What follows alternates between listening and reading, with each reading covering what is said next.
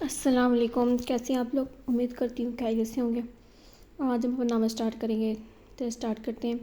मंगनी की date fix थी, दोनों तरफ ज़ोर शोर से तैयारियां की जा रही थी। बरसों मोमना की सास बजाते खुद इसे अपने साथ शॉपिंग करवाने के लिए लेकर गई थी। कपड़े, जूते, जेवरात सब ने इसकी मर्जी और पसंद का ख्याल रखा गया। मामी जी तो इतना बेहतरीन रिश्ता मिल जाने पर खुशी से नहार हुई थी।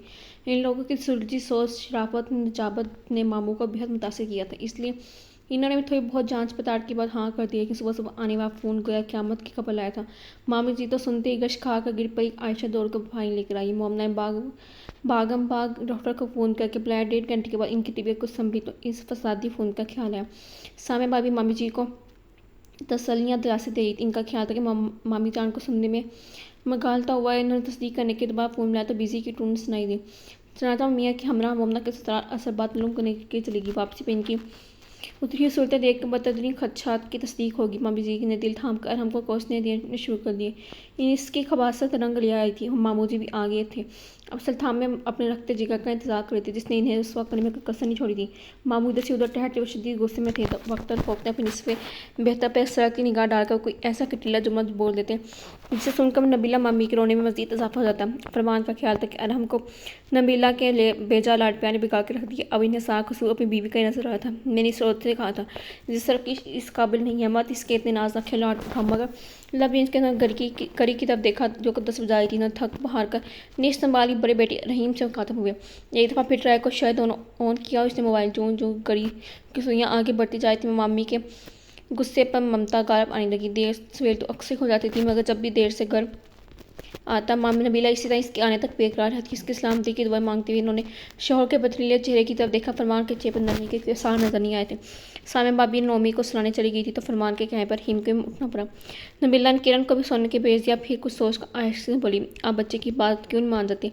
पता ही है कितना जिद्दी खुद से है। कल को अगर इसने कोई इंतहाई कदम उठा लिया तो फिर नबीला ने कामती आवाज़ में बात मुकम्मल की तो फरमान सुरख आंखों से नबीला की तरफ देखा। अगर मोमना की जगह किरण होती तब भी अब यही कहती, मैं इस एयाश अवाला के हवाले पर बांधी कर दूँ। क़यामत के रोज़ अपनी बहन को क्या मुझ जवाब दूंगा? इनके लहजे में बला के काटती नबीला होंठ काटती लब भींच कर रहेगी। अरहम की ऐसे सख्त अल्फाज सुनकर इनकी आंखें भर आई थी। ना जाने कहाँ तबीयत में कोताही हो रही थी कि अरहम इस तरह की सरकशी पर उतराया था। ना माँ का लिहाज करता था, ना ही बाप से कलाम करते हुए इसकी निगाहें झुकती। बस एक जिद सर पर सवार थी जिसने तमाम अदम लिहाज एहतराम तक बुला कर रख दिए थे। मोमना के रिश्ते के जो भी आता इसकी मोहनी से सोच देख कर फिदाई हो जाता, मगर इसके बाद दूसरी तरफ गहरी खामोशी छा जाती। पहले पहले नबीला ने इसे अपना वहम समझा, मगर इस दफ़ा तो तस्दीक हुई थी कि इस साई कावे के पीछे अरहम का हाथ है। किस कदर सबकी हुई थी इनके तमाम खानदान वालों के सामने, लेकिन यही बात अरहम के मगज में समाती नहीं दी। अब तो सारे खानदान भर में दबी दबी सी बातें होने लगी थी। लोग मंगी टूटने की वजह जानने को बेताब होते थे। छोटी सी बात को मिर्च मसाला लगा कर उछाल जाता। लोग तरह तरह के फिक्के कसते इल्ज़ाम लगाते। इसके किरदार तक को दागदार किया जाता था। इस सारे सूरत में मोमना को भी तकलीफ में मुबतला करके रखा था। इस रोज़ रोज़ के ड्रामे ने इस जहनी अजियत का शिकार कर दिया था। सोच सोच कर इसका दिमाग फोड़े की तरह रखने लगा। अरहम का नाम सुनते ही इसका हलक तक करवा हो जाता। वो इस शख्स से शदीद तरीन नफरत करती। वजह इसकी मशकूक सरगर्मियाँ हयात किस्म की हरकत थी जो जैसी संजीदा मजाज लड़की को इंतहाई कोफत अदा कर देती थी। इस कम में बहुत छोटी सी थी जब आई थी। न जाने कब अरहम की नज़रों के साथ अंदाज बदले थे, कब इसने मोमना की तस्वीर दिल में सजा रही थी, कब अरहम के दिल ने इसकी तरफ की थी। अरहम की तबीयत से अगर जब वाकफ ज़रूर थी, मगर इसे इस हद तक कमीनगी की तवक्को हरगिज़ नहीं थी। इसने न जाने क्या कहकर इसने इस लोग को बदजन किया था। मोमना को मंगनी टूटने रिश्ता न होने का अफसोस नहीं था। दुख था तो सिर्फ ये कि इसके किरदार को रगेदा जा रहा था। इसके पकीज़ा वजूद को कीचड़ उछाला जा रहा था। सोचते सोचते न जाने कब नींद की वो देवी मेहमान होगी। जब उठी तो जला हर सू फैल चुका था। इसने गरीब पर निगाह डाली, खुद को लान तन करके वॉशरूम में घुस गई। नमाज तक कज़ा हो चुकी थी। लिहाजा ममूद की सूरतें तरावत करके नीचे चली गई। किचन में झांका तो नाश्ते के कोई इंसान नजर नहीं आए थे। चूल्हा ठंडा पड़ा था। लाउन से बातों की आवाज़ें आई थी। आहिस्ते चलती दरवाजे के पास रुकी। जरी में झांका तो अरहम में सब घर के अफराद बरतरतीब सोफे तक कारपेट पर बैठे नजर आए थे। सामने ही सोफे में टांग पे टांग जमाए तफाक से बैठा न जाने किस जम पर था। मामू शायद कोई गिरज बरस का खामोश हो चुके थे। इसे अंदर आता देखकर नहायत देदा इसे कोई आई में लेकर आई। आप ही का इंतजार होता। आज से उठी है क्या मगनी ना होने का दुख गम ना दी रही रात पर। इसके तंज में रूबी अल्फाज ने मोमना के तन बदन में आग लगा दी। रहीम भाई मलामती नज़रों से इस गुरा फिर इस जबकि इस डीट पर क्या असर होना था। वो इसी तरह दिल जराए मुस्काट से जाकर मोमना का जायजा लेता रहा। अरहम की बात पर खोकर लगी। अब तो आप लोगों को यकीन आ गया होगा आइंदा किसी इस भी स्टूपिड शख्स के साथ इसकी मंगनी करने का का सोचिएगा मत, ना ही इस तरह के लोगों को घर बनाने की जरूरत है। इसके दो टोक अंदाज पर मामू एक दफ़ा फिर बर्बाद उठे, बेगैरत दफ़ा जाइए अपनी नज़रों के सामने से, आपका हुक्म सर आंखों पे, मैं आपकी नज़रों के सामने से रह जाता हूँ, लेकिन मेरी बात पर गौर कर लीजिएगा। नहायत ही इत्मीनान से कहता हुआ उठ खड़ा हुआ। मामू का बस नहीं चल रहा था, वरना इसे जान से वहाँ से उड़ा देते। तुम जो चाहते हो वो हरगिज़ नहीं होगा, चाहे तुम नाक रगड़ डालो। मैं जो चाहता हूँ इसे यही चाहता हूँ, वो जो जिसे चाहता हूँ इसे मैं हासिल कर लूँगा। मोमना के पास हमें के रुकते हुए इसने इसे ऐसी निगाहों से देखा था कि शर्म से पानी पानी हो गया। अरहम को तो अपने मामू का लिहाज तक नहीं आता। अपने उमड़ते हुए शताब पर काबू पाती हुई इससे पहले ही कमरे से निकल गई। वो गुनगुनाता हुआ अपने कमरे की तरफ बढ़ गया। मोमना की बीए में सप्ली आई थी, लिहाजा वो सब कुछ छोड़ छाड़ कर दिल जमी से पढ़ाई में मशरूफ थी। अगर जब पढ़ाई में पहले ही बहुत अच्छी थी, एक बेदर पे हाथ साथ की वजह से इसका ध्यान पढ़ाई से हट गया। कुछ गिल माहौल में कशीदगी के बाद किताबों में दिल नहीं लगता था। मामू इसे एक दफ़ा अपनी किताबों में गुम देखकर खुश हो गए। दरअसल वो भी यही चाहते थे मोमना फिर से अपने तलीमी सिलसिले को जोड़े, ताकि मुख्तलिफ सोचों की तब ध्यान रहे इसका। अभी वो लॉन में बैठी इकनॉमिक्स की बुक खोले एक्स्ट्रा मारने में मशरूफ थी जब अरहम की बाइक एक झटके के साथ गिलास में रुकी।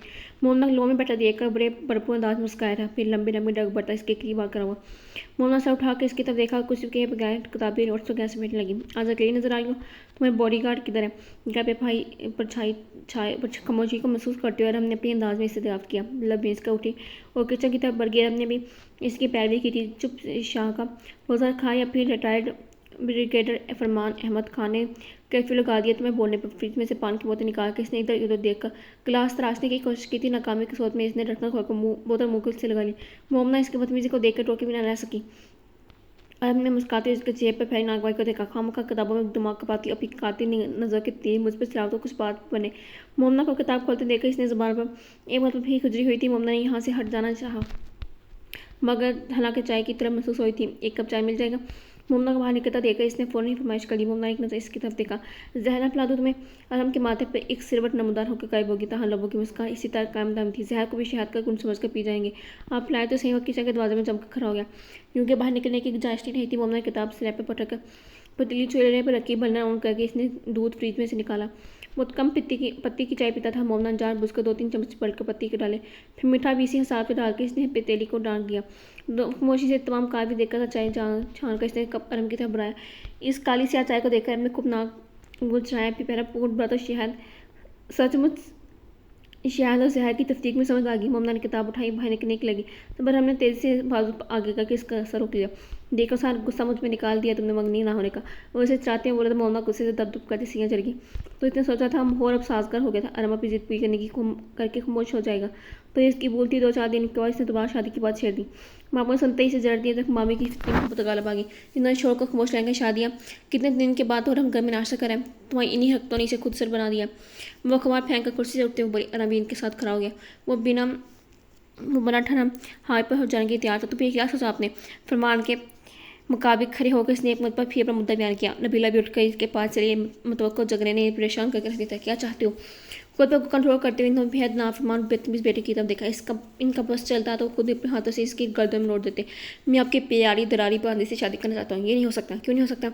वो गुस्से से लाया इसलिए कि मोमना किसी एयाश अवारा बदकिरदार शख्स की भी बनना पसंद नहीं करेगी। सुना तुमने? आइंदा भी ज़बान से मोमना का नाम मत लेना। अरहम बाप के मुँह से निकलते तेजाबी लिफाज को सुनकर दंग रह गया। गुस्से आना से कि आसानी से आंख भोरा कर दिया था। नबीला बेटे की खौफनाक हद तक सख्त आंखों को देख कर रज उठे। बाबा आपकी बांझी को इसी एयाश बच्चन आवारा शख्स की बीवी बनना है, चाहे आप कुछ भी कर लिया इस घर में कैद करे किसी दूसरे बराज़ में भेज गए।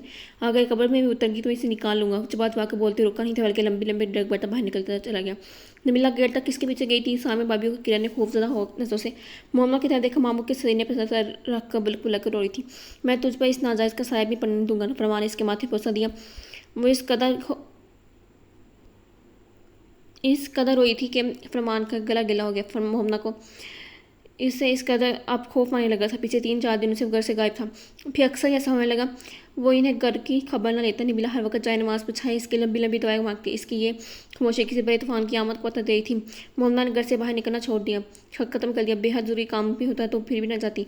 खुद को इसने इस घर की 4 दवाई तक महदूद कर लिया था। इसी दिन मौसम बेहद खराब, वक्फे से बारिश आई थी। शाम में अभी मेके गई थी, जबकि किरण को इस मामी जी अपने कमरे में आराम करी थी। मोमना में बोर होकर खिड़की से झांका तो सर्द कटेली हवा जिससे मुझे टकराई थी जल्दी लेकर खिड़की के दोनों पट बंद कर दिए थे। आँच पड़ने को भी दिन नहीं कर रहा था।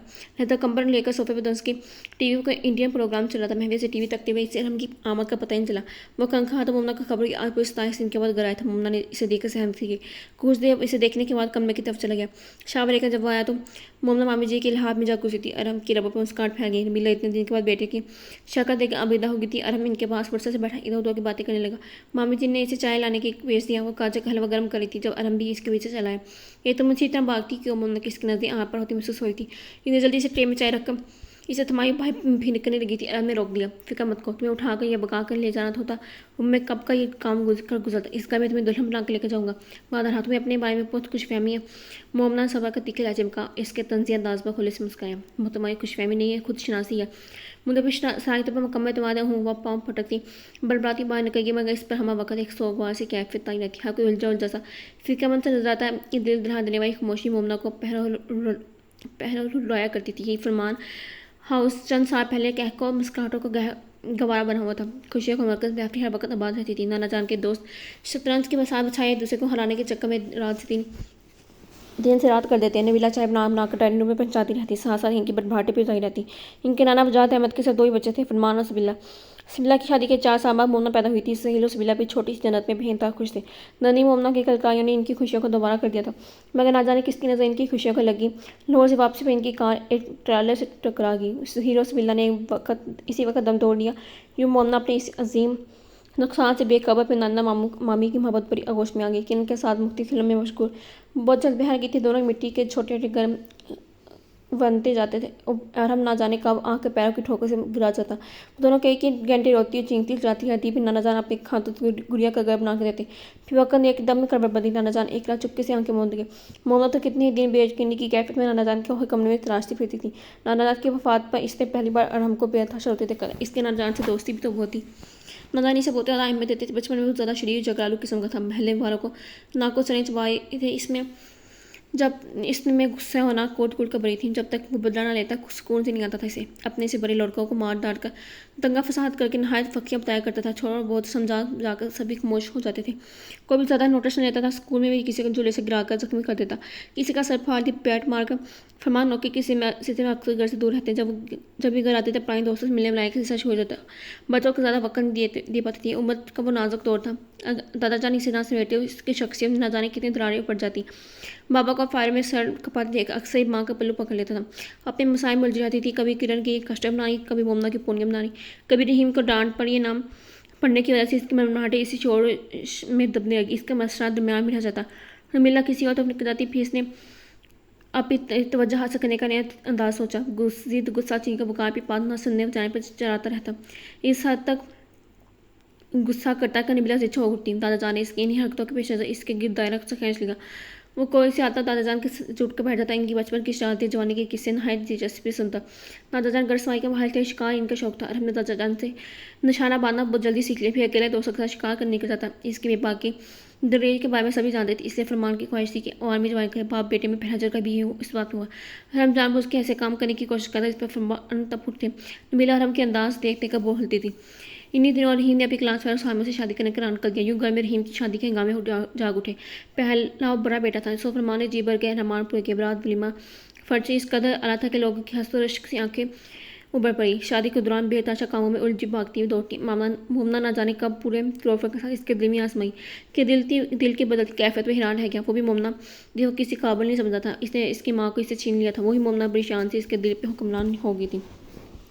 हरम ज़्यादा वक्त अभी दोस्तों के साथ भाई गुजारता था। इसे गवाह से मजीद दूर होता चला गया।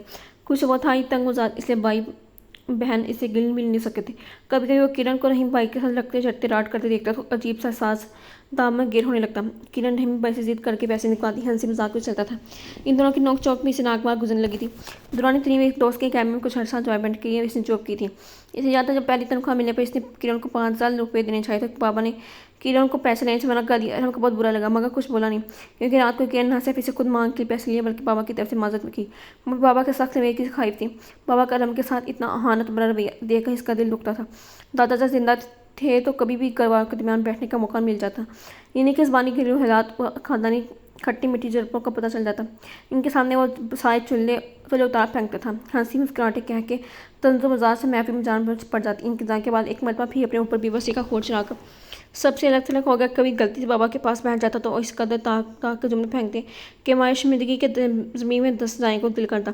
फिर इसने दो बदो मुकाबले का सोच लिया। वो एक रात बात करते करते अरहम इन्हें तपाने की खातिर तस जवाब देता। पहले वो सबके नज़दीक गुस्सिला चिड़चिड़ा और मजाज था, अब इस पर एक को लेबल पर लग गया। इनके बदलिहाजी का बाबा इसकी खूबियों सबके सामने भरा चढ़ा के पेश करते थे कि खानदान के अक्सर बुजुर्ग इसे इकराम करना पसंद न करते थे। इसके बाद ज़माने के किस्से खानदान में फैल चुके थे। लोग इसके साय से घबराते हुए कभी बोले से भी किसी तकरीब में चला जाता तो लोगों को सांप सूंघ जाता। लड़कियां बालियां एक दूसरे में कानों में गुस्से न जाने क्या क्या बोलती थी।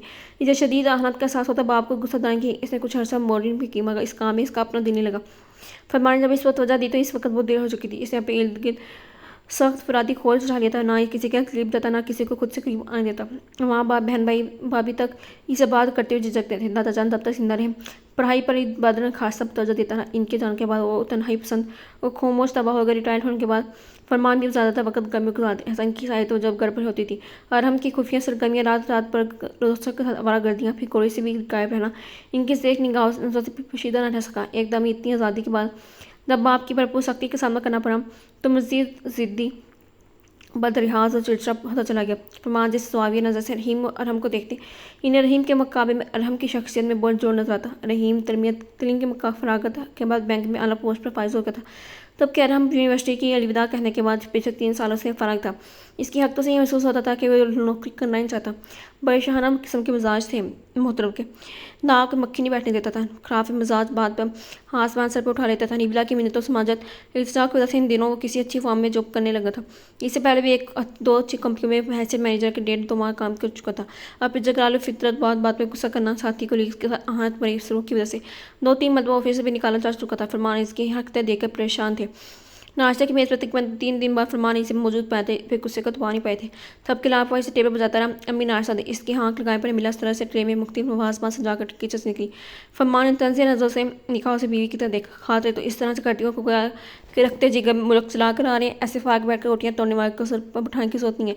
खराफत वो कबाब की तंज़िया गुफ्तगू सुनकर बड़का नहीं था, बल्कि नहायत तैनात नाश्ता करता रहा। रहीम ने इसे खमोश देकर सुकून बड़ा सांस खारिज किया। इसी पल सामने इसका कोट और ब्रीफकेस लेके आ गई। बैठाट हजराम के दूध का गिलास उठाते हुए हमने भाई और भाभी को देखकर कहा था। फरमान ने अखबार से नजर उठाई। रहीम को देखकर इसकी आंखों में मोहब्बत में तासर तो बड़े ध्यान से गाय चलाना बेटा। फरमान शफकत से कह के दफ़ी अखबार जय के सामने फैला लिया। ये देखा बगैर कि अरहम के रबों के मुस्कान चंद सेकंड में गायब हो गई थी। फिर इसने नाश्ते से भी हाथ खींच लिया। नबीला इसके बदले बदले टेबल देखकर परेशान हो गई थी। दूध तो पिलो और हम पी लिया है बस। और करख लिया जब बोला। नबीला बेगम अभी ममता से मगरूब होकर रहीम की हक हला की कमाई का दोबारा मत कहो। अभी बिजली फ़ोन गैस के बिल के बसात दूध वाले का लंबा चौड़ा बिल भी अदा करना है। फरमान एक मतलब की काटदार हजमे का और अब की आंखों में तरफ के नहर उभरी। क्या जताना चाहती हैं आप मुझ पर? आँख पर गला होकर चलाया था। आप फरमान ने अखबार एक तरफ रखकर चश्मा उतारा फिर नहाई थी। इत्मीनान से बोले मैं क्या जताऊंगा तुम पर? इस कदर डीट बंदे पर ऐसा भी क्या होना? अल्लाह के फरमान खामोश है। अरहम बेटा तुम जाओ एक कमरे में। ये मिला बुलाई आवाज़ भी कहती हो गिराई।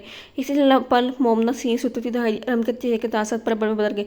चेहरे की सख्ती में नरमी से रखने लगी। अरहम की लबों की मुस्कान ने नबीला को हैरान कर दिया।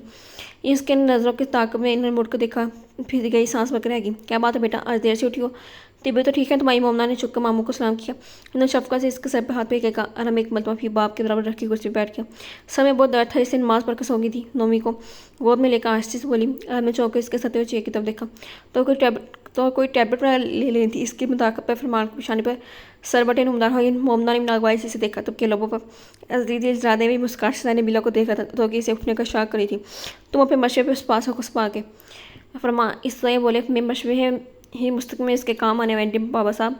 आंखों में शाद लिए मोमना के सर चेहरे पर निगाह डालकर सब कुछ जताते हुए बोला। फिर इत्मीनान से कुर्सी की सीट पर उठा।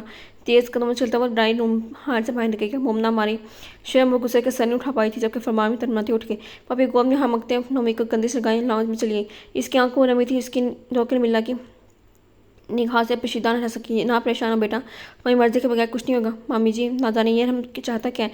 मामू भी किस कदर फिक्रमंद रहती इसकी तरफ से, मगर वो गाल पर चलता आंसू पहुँच कर तहकी से बोली। नबीला बोलते हुए सांस पर कर रहेगी। तो फिर क्या सोचा आपने? रात के 1 बजे दीवार को कूद कर में दाखिल होने के बाद इसने नहायत एहतियात के साथ किचन में जाकर लाइट ऑन करके खाना गर्म करके खाया। पीछे एहतियात से साथ दबे दबे पाँव फरमान के कमरे में चलाए। लाइट ऑन करके के बाद इन्हें कहीं नींद से जगाया। फिर सामने आके कुर्सी पर बैठ कर बड़े मासूम अंदाज में पूछा, वो कुछ में तो असला में तो आंखें फाड़े मशकूक नजर से देख घूरते रहे कि इसका मुतालबा का गोया फट पड़े। ऐसी नाजायज़ बगैर और रात ना होती थी, बेहतर था ना जाने किस गुनाह किस था तुम।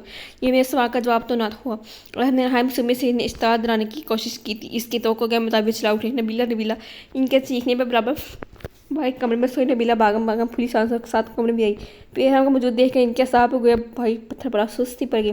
क्या बात से पूछा, रात भर वरागर्दी करके अब 1:30 बजे मेरे कमरे में क्या लेने आया। जिस जहनी मरीज पागल हो चुका, बिल्कुल पागल नफरमान तनफर का ऐसे काम। फिर नबीला के हाथ से पानी का गिलास लेकर दीवार पे दे मारा। इस नाटक की आवाज़ में गिलास की खिड़कियाँ जा बिखर गई। नबीला नमक से अरम की तरफ देखा, इस लहजों में बोली, हर में बच्चे क्या पागल बने, क्या सुबह नहीं होना था। तुम भी ना हद कर देते, क्यों तंग करियो। मैं तंग कर रहा हूँ, फिर आप लोग मुझे जिस करें। बखाई साहब क्या लेने आए थे, आज कई देरों से सही इस्तफा कर रहा था। नबीला घबरा गई थी जब के फरमान बरक उठे थे। ये मेरा घर है, मुझसे मिलने यहाँ कोई भी आ सकता है। वो आपसे मिलने आई थी या फिर आपने इन्हें बुलवाया था। अरम तंग कर कहा, फरमान दांत पिस कर है। अरम इतना बेखबर नहीं था जितना वो इसे समझते थे। अब तुम क्या चाहते हो। इन्होंने खुद पे काबू पाकर हमसे काफ़ी वो भी बात में तंग आ गई। एक बार दोहरा कर फिर चीखा। वो भी मार्क्स में खाते हुए अम्मी कहते इनसे आज के बाद मोमना के रिश्ते के सिलसिले में अगर कोई आया तो गोली से उड़ा दूंगा इसे। गजब नाक ओढ़ कर उठा, फिर तन पर कदम बाहर निकल गया। सियार की ओर में खड़ी मोमना हक तक इसकी पुरुष का गोई जाई थी। आंखों में फैल नबी को हथेली के पुरुष पर पहुंचते इसने दिल में उठती नफरत के हर को दबाया। फिर तेज से बगैर सोचे समझे इसके पीछे चली गई। गुस्से इस्तार के बाद दस्ता देना भी भूल गई। जो शर्ट के बटन खोल कर वॉशरूम की तरफ बढ़ रहा था, मोमना को आंधी तूफान की तरह आता देखकर ठिठक गया। मम्मी तुम नाम मत, तुम्हें गंदी समान से कमीने क्या समझ रखा तुमने मुझे। हाँ बोलो बताओ। गंदी आवाज़ में इसके कंधे पर मुक्के बरसाते हुए इसकी हवा से लग रही थी। इसकी वजह से मामा परेशान थे। मामी जी बेकल और किरण मतनफल हो रही थी। अपने दोस्तों के साथ इसके मतलब कंजिया गुफ्तगू करती किरण से बहुत बदी बदी लग रही थी। कोई से अगर आकर कितनी देर रोती रही थी। किरण का भैया तक लब रहता इसके दिल पर गोया खंजर चला गया था। पहले खुद ही दाएँ दिखाकर अपना सीर करती हैं और फिर कैंटीन में आई तो किरण फिया लोग के साथ बैठी बड़ी अजनबी निगाहों से देख रही कब बोली थी। फिर कुछ न समझते हुए इसके करीब आकर बैठी। अब जॉब छुट्टी है तो राह बदली है। ऐसे ज़रा प्लस लड़कियों को दिल चाहता है कि कतर कर दूसरे के दिल के साथ खेल कर ना जाने किस हिस्स को तस्कीन पहुँचाती है।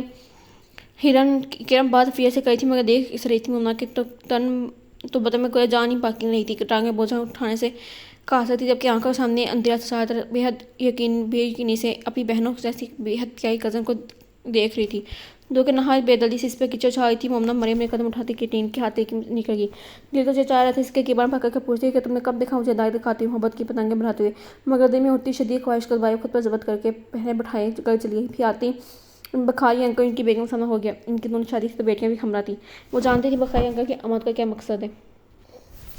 मामू जल्द से जल्द इसकी शादी कर देना चाहते थे ताकि अरहम नामी मुजीब से बच जा सके। अरहम जिससे शदीद तरी नफरत करती थी, इसका नाम सुना भी सिकवार नहीं था जाके ज़िंदगी का खौफ पर। इस वक्त भी पानी पीने के उठी थी जब मामू के कमरे के सामने से गुजरते हुए इसने अरहम की बुलंद आवाज़ सुनी। इसका दिल धक से रह गया, आंखों से शायद फूट पड़े थे। दिल चाह रहा था इसको मैंने का गला दबा दी। इस बात से बेनियाज के बाप दिल का मरीज अपनी अक्ल और कमर में मबता से बेवजह उलझ रहा था। अरहम के निकलते गोया इस पर जुनून सवार हो गया।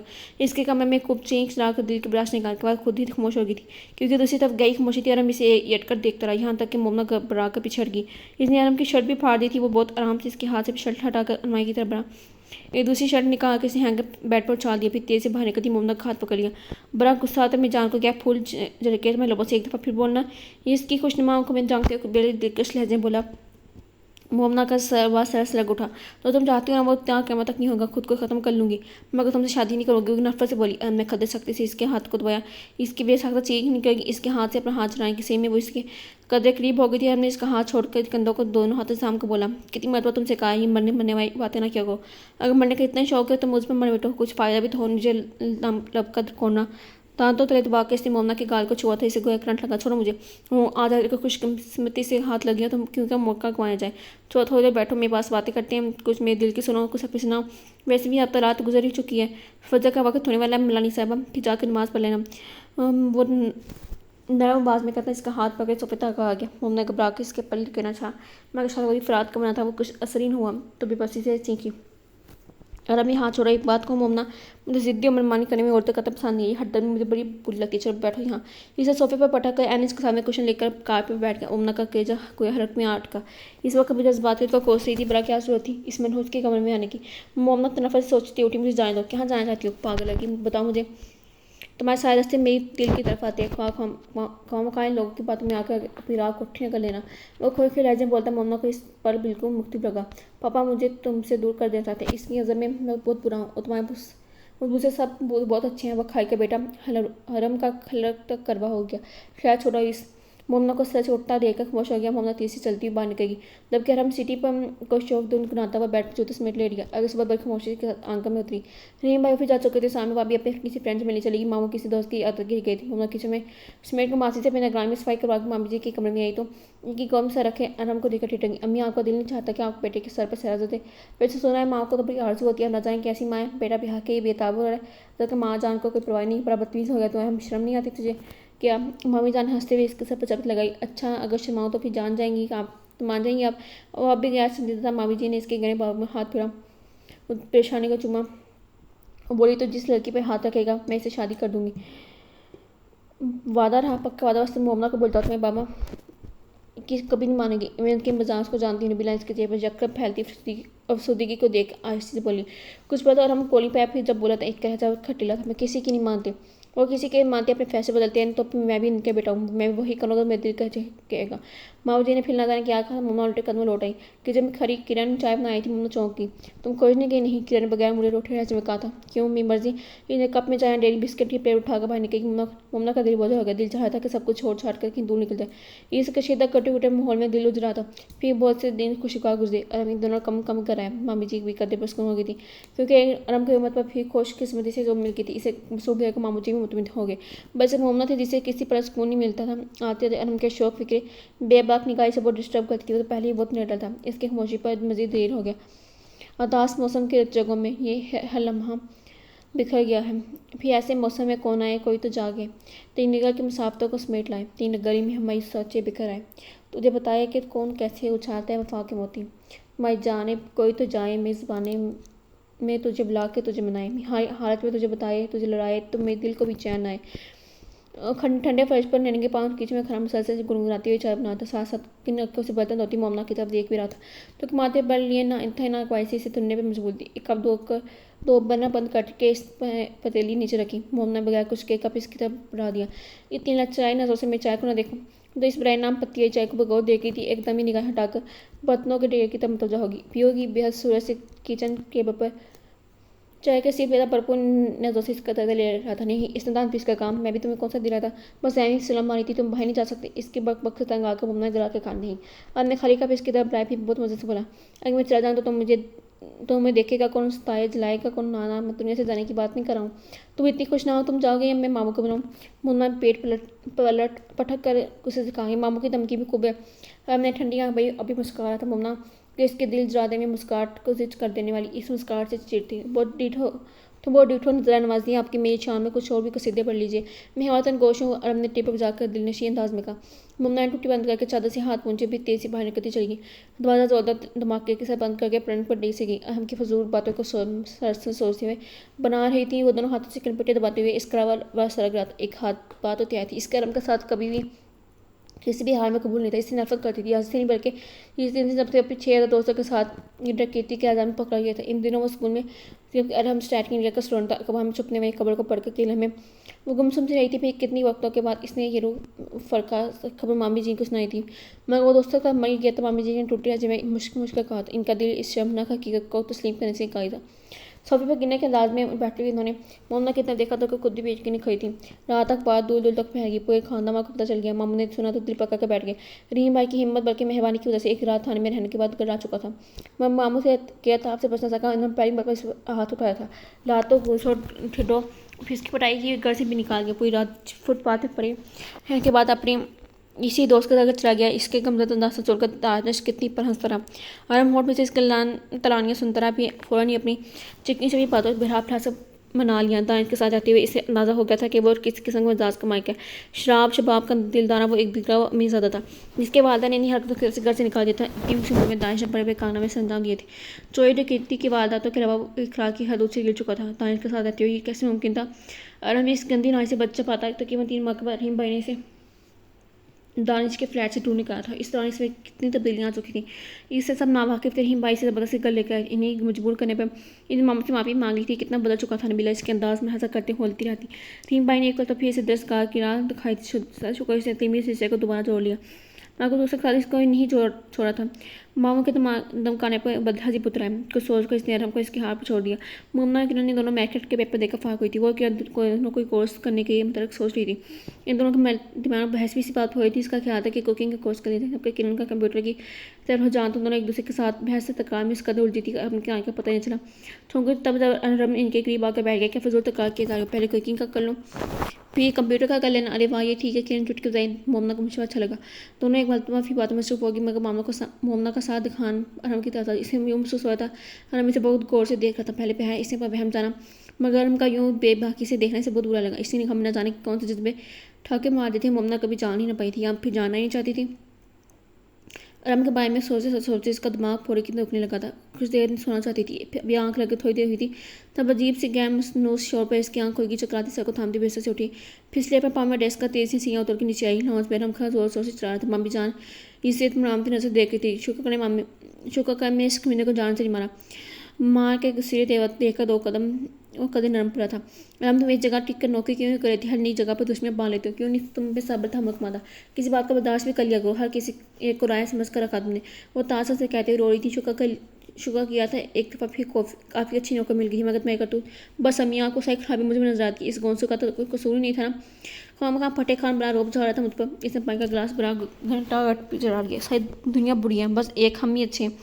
बिना लड़की से कहा गिलास टेबल पर रखकर इसके करीब बैठ गया। तरीका शुक्र इसके घुटने पर हाथ रख के मुस्काया। बस को हमना सताया को मिला की आंखें बढ़ाई। मोमना गहरे सांस काट करती किचन की तरफ बढ़ गई। ये तो इसका मामूल था। नई नौकरी को बगैर किसी वजह के लात मारा था। अभी ना जाने क्या मामला था। वो जल्दी करती आलू छीनने लगी। रात को नहीं बाई कर आए थे। इसने नई खबर इन्हें बना के रख दिया। काफ़ी देर गर्ज बस का वो जब खामोश हुए तो मामू शुरू हो गए। इतने यहाँ से खाना खा के वहाँ फिर बाहर निकल गया। रिजल्ट आने के बाद किरण ने तो यूनिवर्सिटी में एडमिशन ले लिया था कि मोमना मामूद के बेहद इसराफ पे जमाना हुई। और उसको सरगर्मियाँ किसी तरह जाई थी। रात पर घर से गायब रहना, देर से आना, दिन चौबे तक सोना। मामू आलम की बहुत दिन से कर्जरा भी नहीं हुई थी। घर की फजा पूरा थी। मामू ज़मीनों के हिसाब किताब के सिलसिले में मुल्तान गए थे। हफ्ता भर बाद इनकी वापसी हुई थी। इनके साथ इनके अजीज दोस्त हयात उम्र भी थे। वो सामिया भाभी किचन में गुस्सी खाना बनाई थी कि गर्म पढ़ाई का बहाना करके अपने कमरे में कोशा नशीन हो चुकी थी। खाना बनाकर मुमना ने टेबल पर लगाया। अरम की मुलाकात मामू से खाने के टेबल पर जरूर हुई थी। इसलिए गौर से हाथ उम्र को देखा तो हम इसने कुछ बोलने से ग्रेज किया। खाना खुशबू माहौल में खाया गया। खाने के बाद ग्रीन टी का दो चला। खिलाफे मामू अरम 20 की महफिल में बैठ गया। रात के तक बातें होती रही। मामू जी के कहने पर मुमना हयात उमर को इनके कमरे में छोड़ने की उठ गई। सबके उठने के बाद अरम भी खामोशी से उठा। इसी कमरे में जाने के बजाय फरमान के कमरे में चला गया। एहतियाता देखकर चौंक से अरम खामोशी से इनके मुकाबले बैठ गया। फिर इनकी तरफ देखे बगैर आहिस्ते से कहा, ये हाथ अंकल क्यों आए थे? आप इनसे मिल आए थे, फिर इन्हें साथ लाने की क्या जरूरत थी? मेरी छोटी ही जो मैं आपको पैगाम दे रही है ना, वो क्या ठीक है? फरमान ने अनक उतार कर मेज़ पर की। इनकी तरफ इसकी तरफ रुकिया। तुमने जो कहना था कह लिया, अब यहाँ से चले जाओ। तुमसे कलाम करना नहीं चाहता। पापा प्लीज़। इसने हाथ उठाकर मजीद रोक दिया।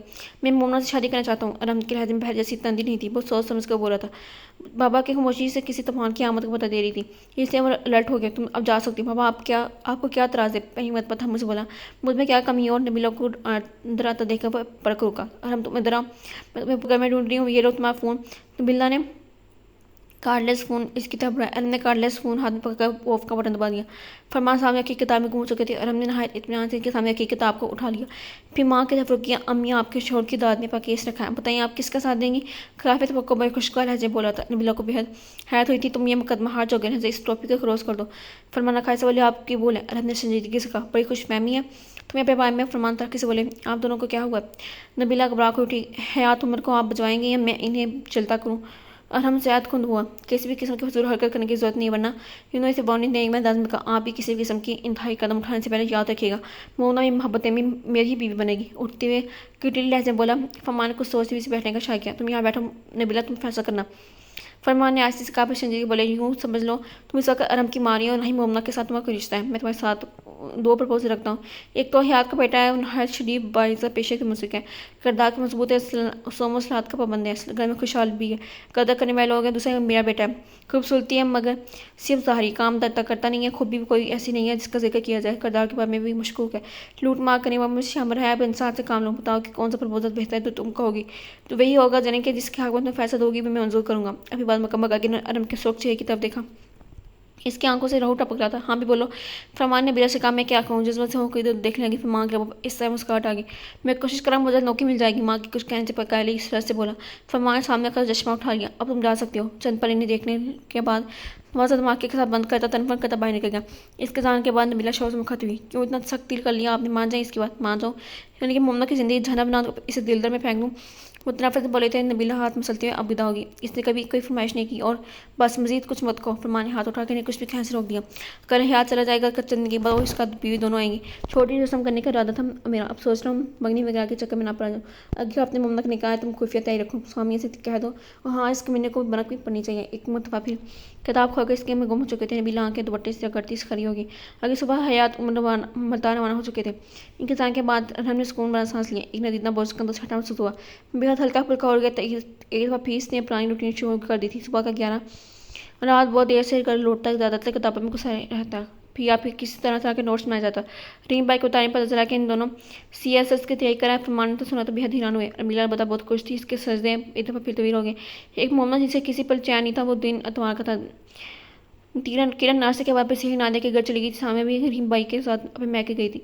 सिम मामू मम्मी जी घर पे थे और हम रात को घर नहीं आया था। इसे नाश्ते के बाद बर्तन समेट करके धोए, फिर किचन और लॉन्च की सफाई की।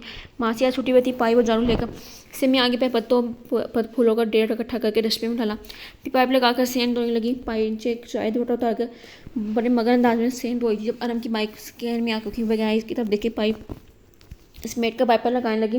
और हम अंदर जाके बताया इसके करीब आ गया, क्या हो रहा है ये मसवा हो गया कि बना रखा है। इसके दिलकश नकुश देखिए शक्ति से बोला।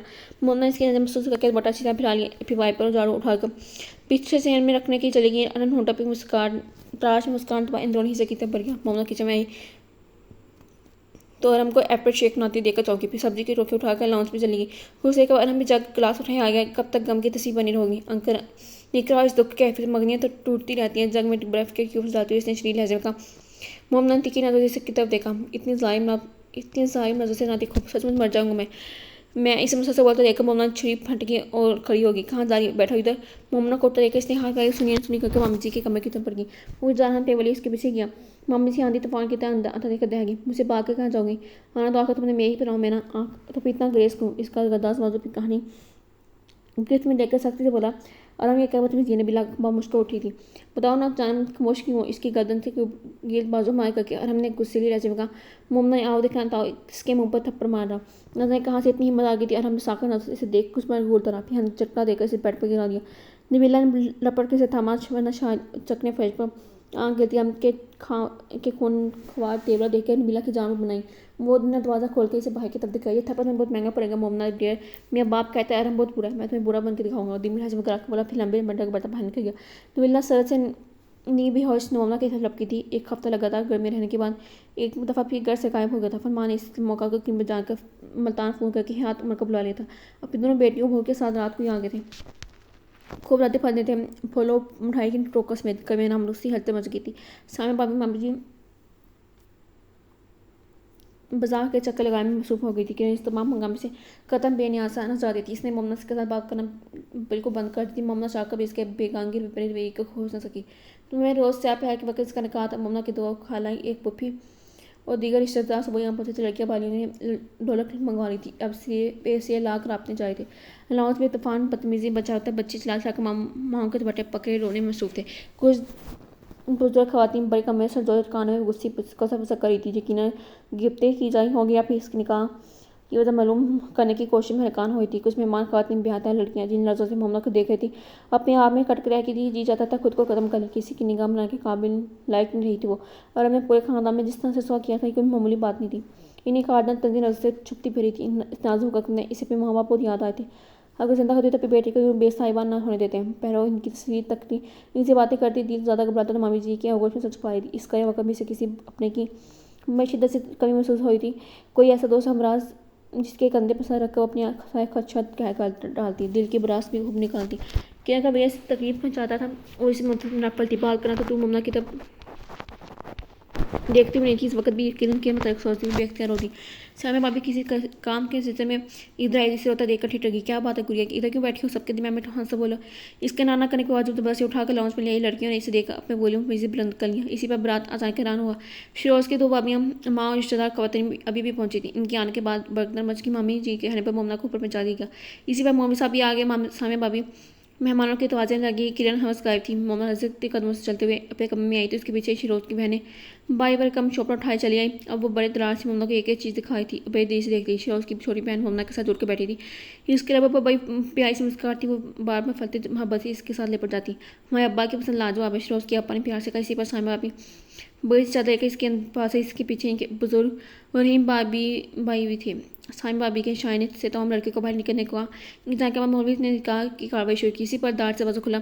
दाते हमको देखकर एक लम्हे की स्कूट छा गया। सामी भाभी फक के साथ रहीम भाभी सामी भाभी फक के साथ रहीम भाई की तरफ देखने लगी। कमर बेच ऐसे था सबके चेहरे पे थे। राम का दाएं बाजू जख्मी था, चेहरे पर कई जख्मों के निशान थे। वो सबसे बेनियाज हेट कबाब की तरफ देखा था। इसके चेहरे के पतली तासर आंखों से निकलता शोर देख मोमना की रीढ़ की हड्डी में स्टार्ट होने लगी। चेहरे का रंग धुले हुए मरट्ठा की मार सफेद पर गया। मम्मी साहब इस सारी सूरत को देखे बगैर मतलब फिर कार्रवाई शुरू करने लगे थे। जब हमने हाथ उठाकर इन्हें बोझ कि कहा, प्लीज़ मौलवी साहब आप चंद मिनट की बाहर तशरीफ ले जाएँ, मुझे अपने वाले मोहतरम से सही बात करना है। इसने सद लहजे में कहा। तो फिर माँ की तरफ देखा जिनकी रंगत बरबर में ही ज़्यादा हो गई थी। मौलवी साहब बगैर कुछ कहे रजिस्टर हमारे बाहर निकल गए। मेरी ख्वाहिश, मेरी चाहत, मेरी मोहब्बत का ख्वाब खूब ज़्यादा निकाला जा रहा है। इसने पट्टियों में जकड़े हुए तो खुद बातें हुए जैक लहजे में कहा, और हम अल्लाह की कोई ड्रामा मत कहो, घर में मेहमानों से बनाए हमारी इज्जत को खाक में मत मिलाओ। रहीम भाई ने जैब लहजे में कहते हुए इसके सामने हाथ जोड़ दिए।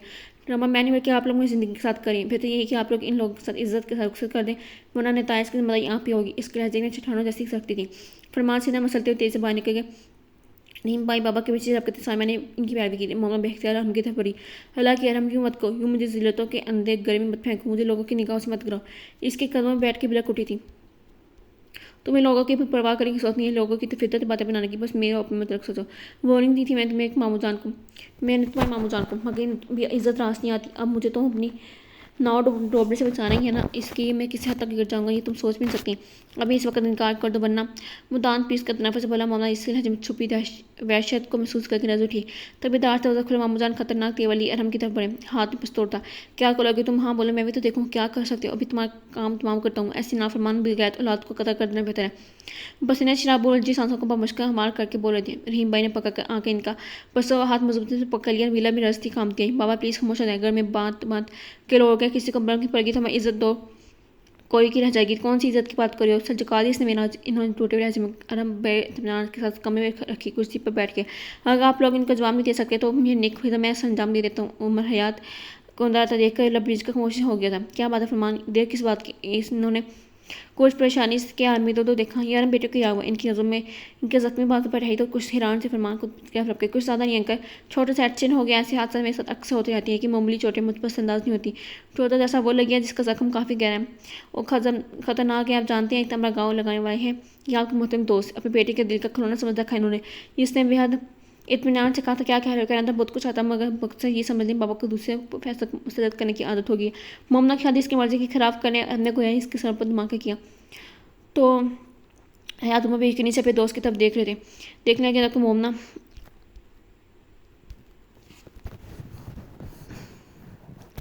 फटवटी निगाह से देखती रहा जमीन पर गई। सब जब इसने आंख कोई तो अस्पताल के कमरे में खुद को मौजूद पाया। इसमें इतनी वही क़यामत गुजर चुकी थी, वो फिर भी जिंदा थी। पूरे 7 दिन हॉस्पिटल में रहने के बाद आज घर आई थी। फिर घर में छाई खामोशी वहशत महसूस करके फूल पकड़ो दी। मावी जी ने ना आंखों से देखा, फिर बेसत साथ लगा हयात उम्र गश्ती बस्ती आग बकर होती इसी दिन मुल्तान रवाना हो गए। फरमान की आज हमने साजत के बावजूद हयात पर हाथ जोड़कर माफ़ी मांगी थी।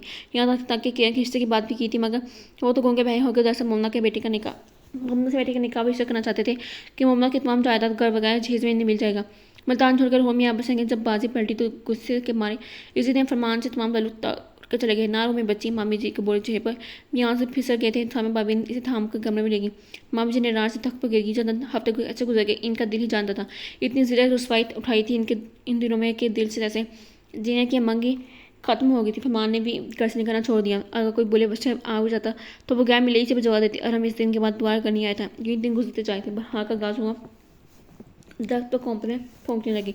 मौसम में काफ़ी खुशगवार हो गया था कि आग में लगे फूल खिल उठे थे, मगर इसके दिल पर मौसम खजान ने बसिया कर लिया था। इन्हीं दिनों में सामी भाभी की खाला ने किरण को अपने बेटे के लिए पांग लिया था, क्योंकि किरण की शादी के हंगामे में जाग उठकर पिछाया जमूत एकदम टूट गया। किरण ने ब्याह का कनाडा चले जाना था, इसलिए इसके ससुराल वालों को जल्दी दी। किरण की शादी की मसरूफ दिन गुजरते पता नहीं चला। मेहंदी की रात किरण ने बहुत जिद करके रम को बुलाया था। इसके सलाह जिद की वजह से मामू भी मान गए थे। मेहंदी का फंक्शन बहुत शानदार हुआ था। रम काफ़ी देर से आया। इसकी आमद के बाद साथ ही मोमना मंजिल से हट गई। ये सोच से शायद शदीद नफरत करती थी। वो नहीं चाहती थी अरम की इसमें निगाह पड़े। कमरे में आकर इसने सजे सामने रूप को वगैरह तमाम जुली को उतार कर फेंका। फिर दुआ कमरे से बाहर आने की। इसके बाद से बेखबर के दो खूबसूरत आंखों में इसने ना पाकर मयूसी के रंग उतराए थे। बरात और वलीमे के फंक्शन में भी इसने बड़ी एहतियात बरती थी। यहाँ कहीं भी अरहम को जिद का मकान होता गया महसूस तरीके से हट जाती। वलीमे के बाद अरहम होटल से वापस जा रहा था कि मम्मी जी से जाने नहीं देती थी। फिर न जाने इनके दरमियान क्या बात हुई। हरीम भाई की गाड़ी में जब बैठ कर घर चली गई थी। शादी के हंगामे में शर्त पड़े तो ये फिर जिंदगी में मुँह पे आ गई। इस जान के दो मतबा रहने आई थी। कहीं जाने के पहले एयरपोर्ट पर इसके गले लगकर किरण बहुत रोई थी। मोमना भी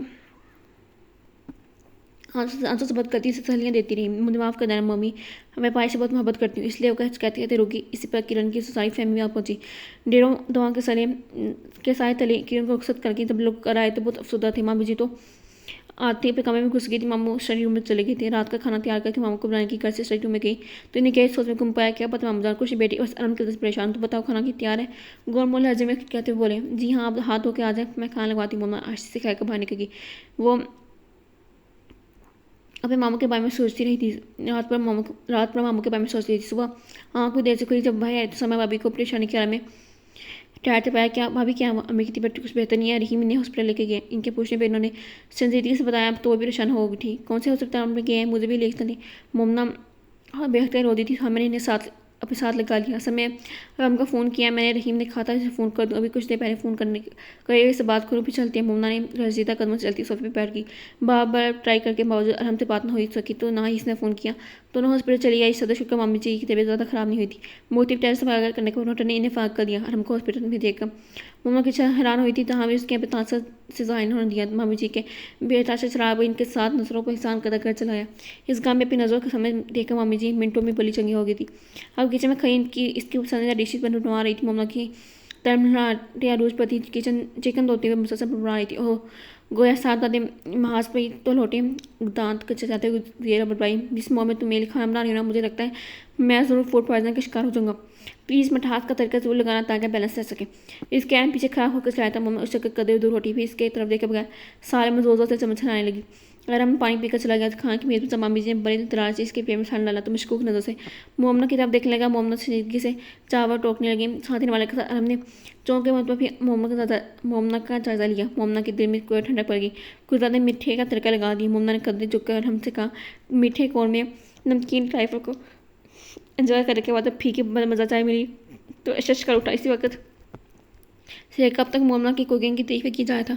मोमना जल्दी बनती नमाज पढ़ने के चलेगी। कुछ सोच रही थी इन 9-10 महीनों में हमें यकीन कुछ पता चुका होगा या फिर कम से कम एक घटिया तो पशमिंदा होगा, मगर ये इसकी बोल थी। चंद दिन तक गर्भ की फिजा पूरे में रही। फिर एक दफ़ा फिर इसके औकात दिखा गया। इस मामू भी खोज रहे थे तो इसी तरह नबीला ने अपने फवान के सामने एक मतलब फिर जिक्र छेड़ दिया। वो देर तक सोचते रहे थे, बोले तो इनके चेहरे पर वाज़ह शिकस्ती थी। जबकि नबीला का चेहरा खिल उठा। तुम मोमना से पूछ लो, मेरा ख्याल नहीं है वो मानेगी। या मुझ पर छोड़ दें। मिला मुस्कुराते हुए कहा था। इस रात इन्हें बड़ी पुरस्कून नींद आई थी। बहुत ही इन्होंने मौका देकर मोमना से बात करने की ठानी। इनकी बात से कभी खामोश हो गई। तुमने जवाब नहीं दिया बेटा। भाई यहाँ से पूछा था मैं क्या कह सकती हूँ मामी जी, आप मेरे लिए फैसला बेहतर कर सकती हैं। बहुत अच्छा बेटा, हम लोग जैसा जैसे समझते हैं तो हकीकत तो ऐसा नहीं है। मिलना गए सांस खास करके कहा। मोमना ने बेचानी से उंगलियां रोड़ दी थी। जिसका कोई किरदार ना हो, जिस रिश्तों का शर्म लिहाज ना हो, वो इंसान के म्यार से गिरकर नीच किस्म की हरकत करे वाकई बहुत अच्छा होता है। मोमना ने तरक्की से सोचा। अब तो वो सरकारी नौकरी करने लगा। पहले से बहुत हद तक बदल गया। क्या पता मैं वसीले से अल्लाह से हिदायत दे दे। मामी जी नरम आवाज़ में कह रही थी। बिल्कुल पहले टकीदियाँ करता था अब करवाता होगा, पहले रिश्वत देता था अब लेता होगा। वो महज सोच कर रहेगी। बेटा कोई ज़बरदस्ती नहीं है, अच्छी तरह सोच समझ कर फैसला करो। हाँ एक बात ध्यान में रखना, अरहम तुम्हें बहुत चाहता है। आगे कुआं पीछे खाइए। ज़ेरा बरबाई भी चंद पर सोच के बोली ठीक है मामी, मुझे आपका ऐसा मंजूर है। मेरी प्यारी बेटी फतेह जज्बात से मजबूब होकर इन मोमना को साथ लेकर पटा लिया। ये खुशखबरी भी अब हम तक पहुँच चुकी थी। उसे पर हम इसके सामने था। मुझे यकीन नहीं आ रहा मम्मी डार्लिंग कि तुम मान गई हो। मुझे जिगर नसों से हसीन छे के एक एक नक्श को अपने निगाहों के जरिए दिल में उतारा था। आज मैं बहुत खुश हूँ। वाकई बहुत खुश था। इसके अंग से खुशी फूटी थी। मुमना के जमंदी पाकर मिलने फ़ौरन शादी की तैयारी शुरू कर दी। अब वक्त ज़ाया के बगैर जल्दी इन दोनों की शादी करना देना चाहती थी। शादी किसी में होने में तमाम खर्च अरहम ने खुद उठाए थे। बड़ी देर बाद होटल्स के बिल्स वगैरह समेत तमाम चीज़ पर दिल खोल के पैसा खर्च करा था। खानदान वालों को भी एक मतलब फिर चटपटा मौजू मिल गया। कई शरीर पसंद खवातीन तो दिल जरे के पूरे फोड़ने लगाई पहचान करने पहुंच गई। नबीला में तो कहती थी दाद में कुछ जरूर काला है, वरना क्यों इतनी हीरे जैसी लड़की का रिश्ता हर जगह तय नहीं हो पाता। जब लड़का इतना दीवाना हुआ तो तुम लोग एक मंदिर का सबूत दे देते। क्या जरूरत थी हर जगह जगह जगह लड़की की बात चाहेंगी। हाँ कहा जगह रसवाई उठा दी है। कोई एक खतून भी चटाए लेकर कहती थी। इस बार मुमना का दिल डूब के मरने को करता था। वैसे सुना था मुमना नहीं मान रही। अब क्या राजी है? अब तुम लोग ज़बरदस्ती करो। बस इतनी दफ़ा रिश्ता छोटा मंगनी छुट्टी तो अब तमाम किस पल को तमाम का सवाल निकल चुके होंगे मुमना के। और हमें क्या कमी है? अब्दुल्ला खाला बढ़ चढ़ के बोलती थी। इस पर सामी भाभी मामी जी की मदद को आप पहुँचती थी। फिर ऐसा टिक्का जवाब देती थी कि सबकी जी बढ़ के तसलिया तशबी हो जाती थी। फिर मोमना के दिल में इनके नुकीले अल्फाज तीगी तक बस होकर रह जाते थे। इनके जाने के बाद घंटों जी करती रहती। जी चाहता था खुद को ख़त्म कर ले, मरना आसान तो नहीं था। मामू के बुरे वजूद को देख इनके सारे यादों को डॉल हो जाते थे। मामू अरहम की अब भी किसी न किसी बात पर जरब हो जाती थी। इनका दिल अभी अरहम की तरफ से साफ नहीं था। अवर रोज से जो गिरा लगी थी अब खिल न सकी थी। कुछ वो अपने हक तो की वजह से मजीद मुश्किल हो गया था। ऊपर से इसके शहाना खर्चात ठाड़ पर ठिठकते थे। फरमा तो गोया यकीन था कि अरहम भी इस महकमे के दूसरे बदनाम अफसर की तरह ऊपर की आमनी स्पेंक कर रहा है। इतनी करीब मदद में फर्निश गर्ज जाती गाड़ी इनके शौबात में लगाने की काफ़ी थी। इतनी देर से क्यों आती हो? इस दिन में काफ़ी देर से थका घर आया तो आदि बाप की इस तफरीर चेहरा टाका डाल के आया। इससे देर लगा दिए। तुमसे ऐसे हुई थी नेक काम की तो की नहीं जा सकती तुमसे। इन तंजिए का मुखमोजी से माँ को पैसे पकड़ा कर जाने लगा। जब बाप की तल्ख अल्फाज ने इसके कदमों को संजीद कर दिया। पैसे की हवस इंसान को अंधा कर देती है। हराम हलाल का फ़र्क भूल जाता है। अब पहले वारा राशि अब राशि भी हो गया कि अब चले खूबी और से इन गोया खुद को दाद दी। पीसा मुस्काते सियाँ चढ़ गई इनकी संख्या में नीला छोड़ के चुप रही। कभी तो बक्सिया करी से आपकी नहीं बात हो से आज एकदम बदरहास हो गया। अगर अच्छा सब तकलीफ जान लगी कि बैठ नजर किरण को नबमला में से बात तो कहूँ काफ़ी दिन हो गए इससे रात हो सका। किरण नहीं आ सकेगी शादी पर ढोटा नहीं से था फकर मना कर रखा है वरना वो तो उठ कर आप पहुँचती। नबीला के रब्बा पर शफ कर मुस्कान फैल गई।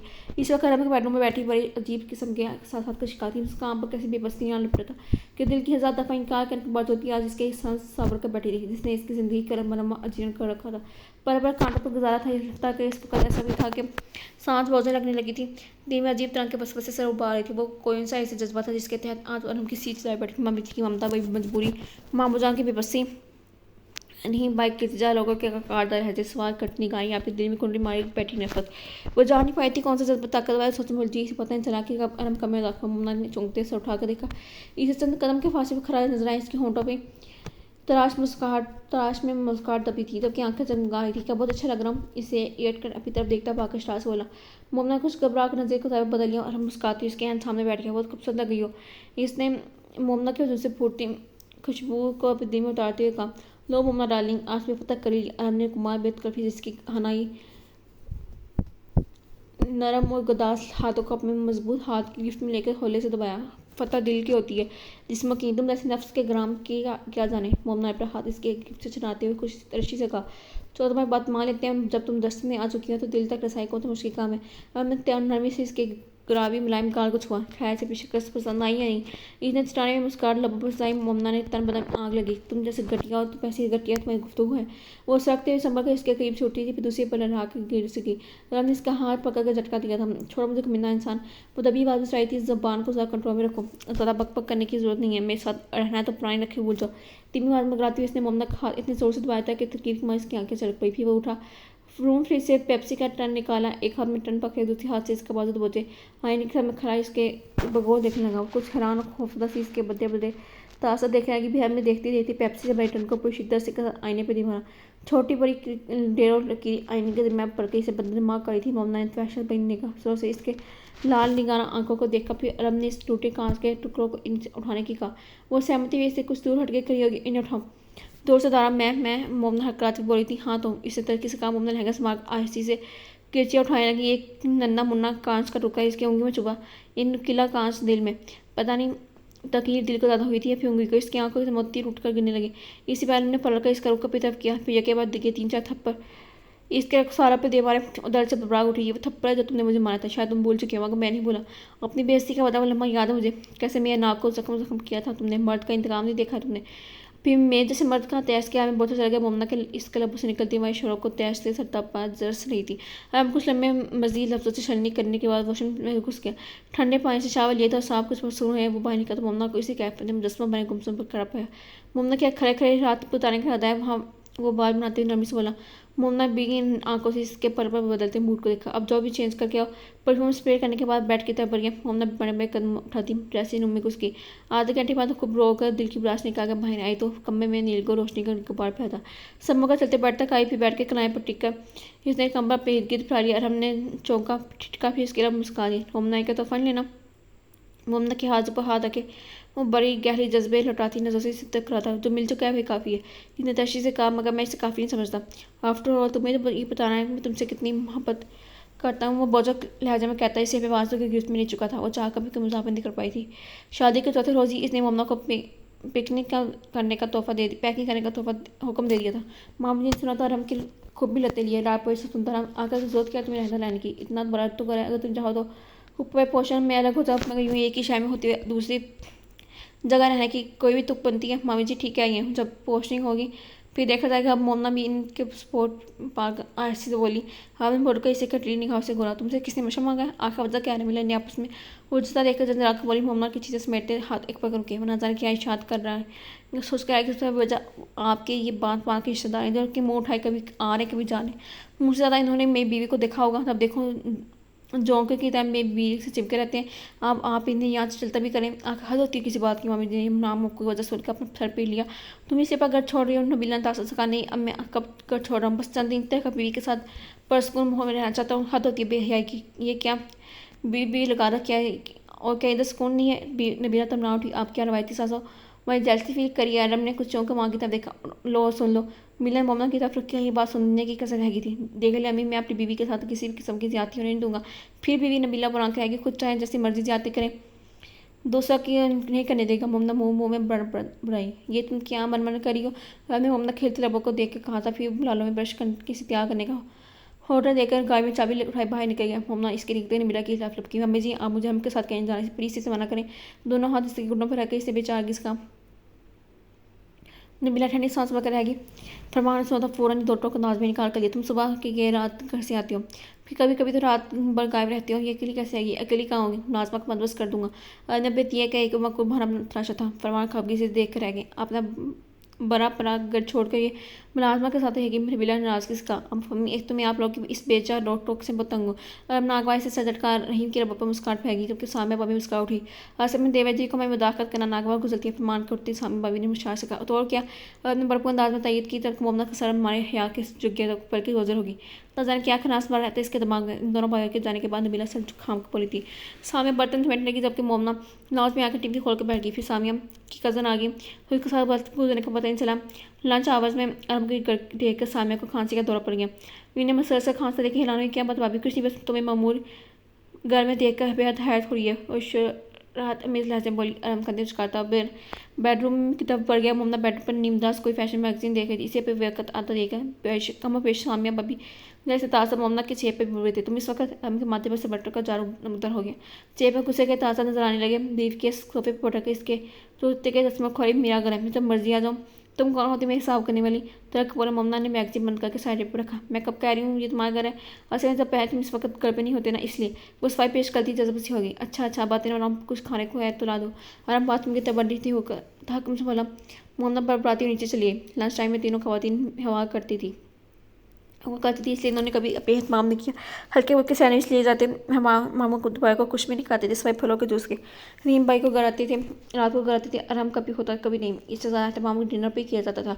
कुछ परेशानी का आदमी से फिर से जहाँ का आटे का बोल निकाल कर 3 अदद फल बनाए, कबाब फ्राई कर सलाद बनाया। रात के चावल पड़े थे, इन्हें माइक्रोवेव में गर्म किया, ट्रे में सादा सा लंच सजाकर जब ऊपर तो हम लेटर मैगजीन देखकर इसने खामोशी से ट्रे इसके सामने रख दी। ये कबाब है, इसने टूटे फूटे हाथ चले कबाब को देख इसके सामने रैम मोमना लैब मिर्च के रुख फेंकी। कितनी पोर और तुम कोई काम ढंग से नहीं कर सकती। ये चावल कितने मजायका फीके से कुकिंग का कोर्स अच्छा किया है, तुम कुछ बनाना नहीं आता। कभी मीठे कोफ्ते खिलाती हो, कभी नेक तेज नमक और ट्राइफल। उठाओ ये सब और ट्रे पर खेल के उठ खड़ा हुआ पाँव पड़ता बन गया हूँ। मोमना ने खुद से सर झटका, मैं क्यों पका पका कर तुम्हें खाता हूँ, गुस्से से अपने आवाज़ बोली थी। फिर बर्तन उठाकर बाहर निकलती चली गई। इसलिए मौसम बहुत खुशगवार था, आसमान बादल से रखा हुआ था, हल्की फुल्की ठंडी हवा चल रही थी। अब मैं इसे ऑफिस से फ़ोन किया था, तैयार हो जाए, किसी दोस्त की तरफ जाना है। मुन्ना सुनकर बेदी से रिसीवर क्रेडिट पर डाल दिया। इसका हम के साथ जाने का कोई इरादा नहीं था। इसके दोस्त किसी किस्म के होंगे ये अच्छी तरह जानती थी। बार चवा ऐसे लोगों की दावत वो क्यों कबूल करती। सोच रही थी अब इस किस्म का माना बना का चांस रहा, काफ़ी देर सोचा इसे कोई मकरूब बहाना नहीं सोचा। फिर जब हम क्या वक्त हो गया तो अब बेचारे से इधर ठहरने लगी। अचानक एक ख्याल कौन की तरफ का फ़ौरन नीचे वॉशरूम में कदरे अलग थे बने।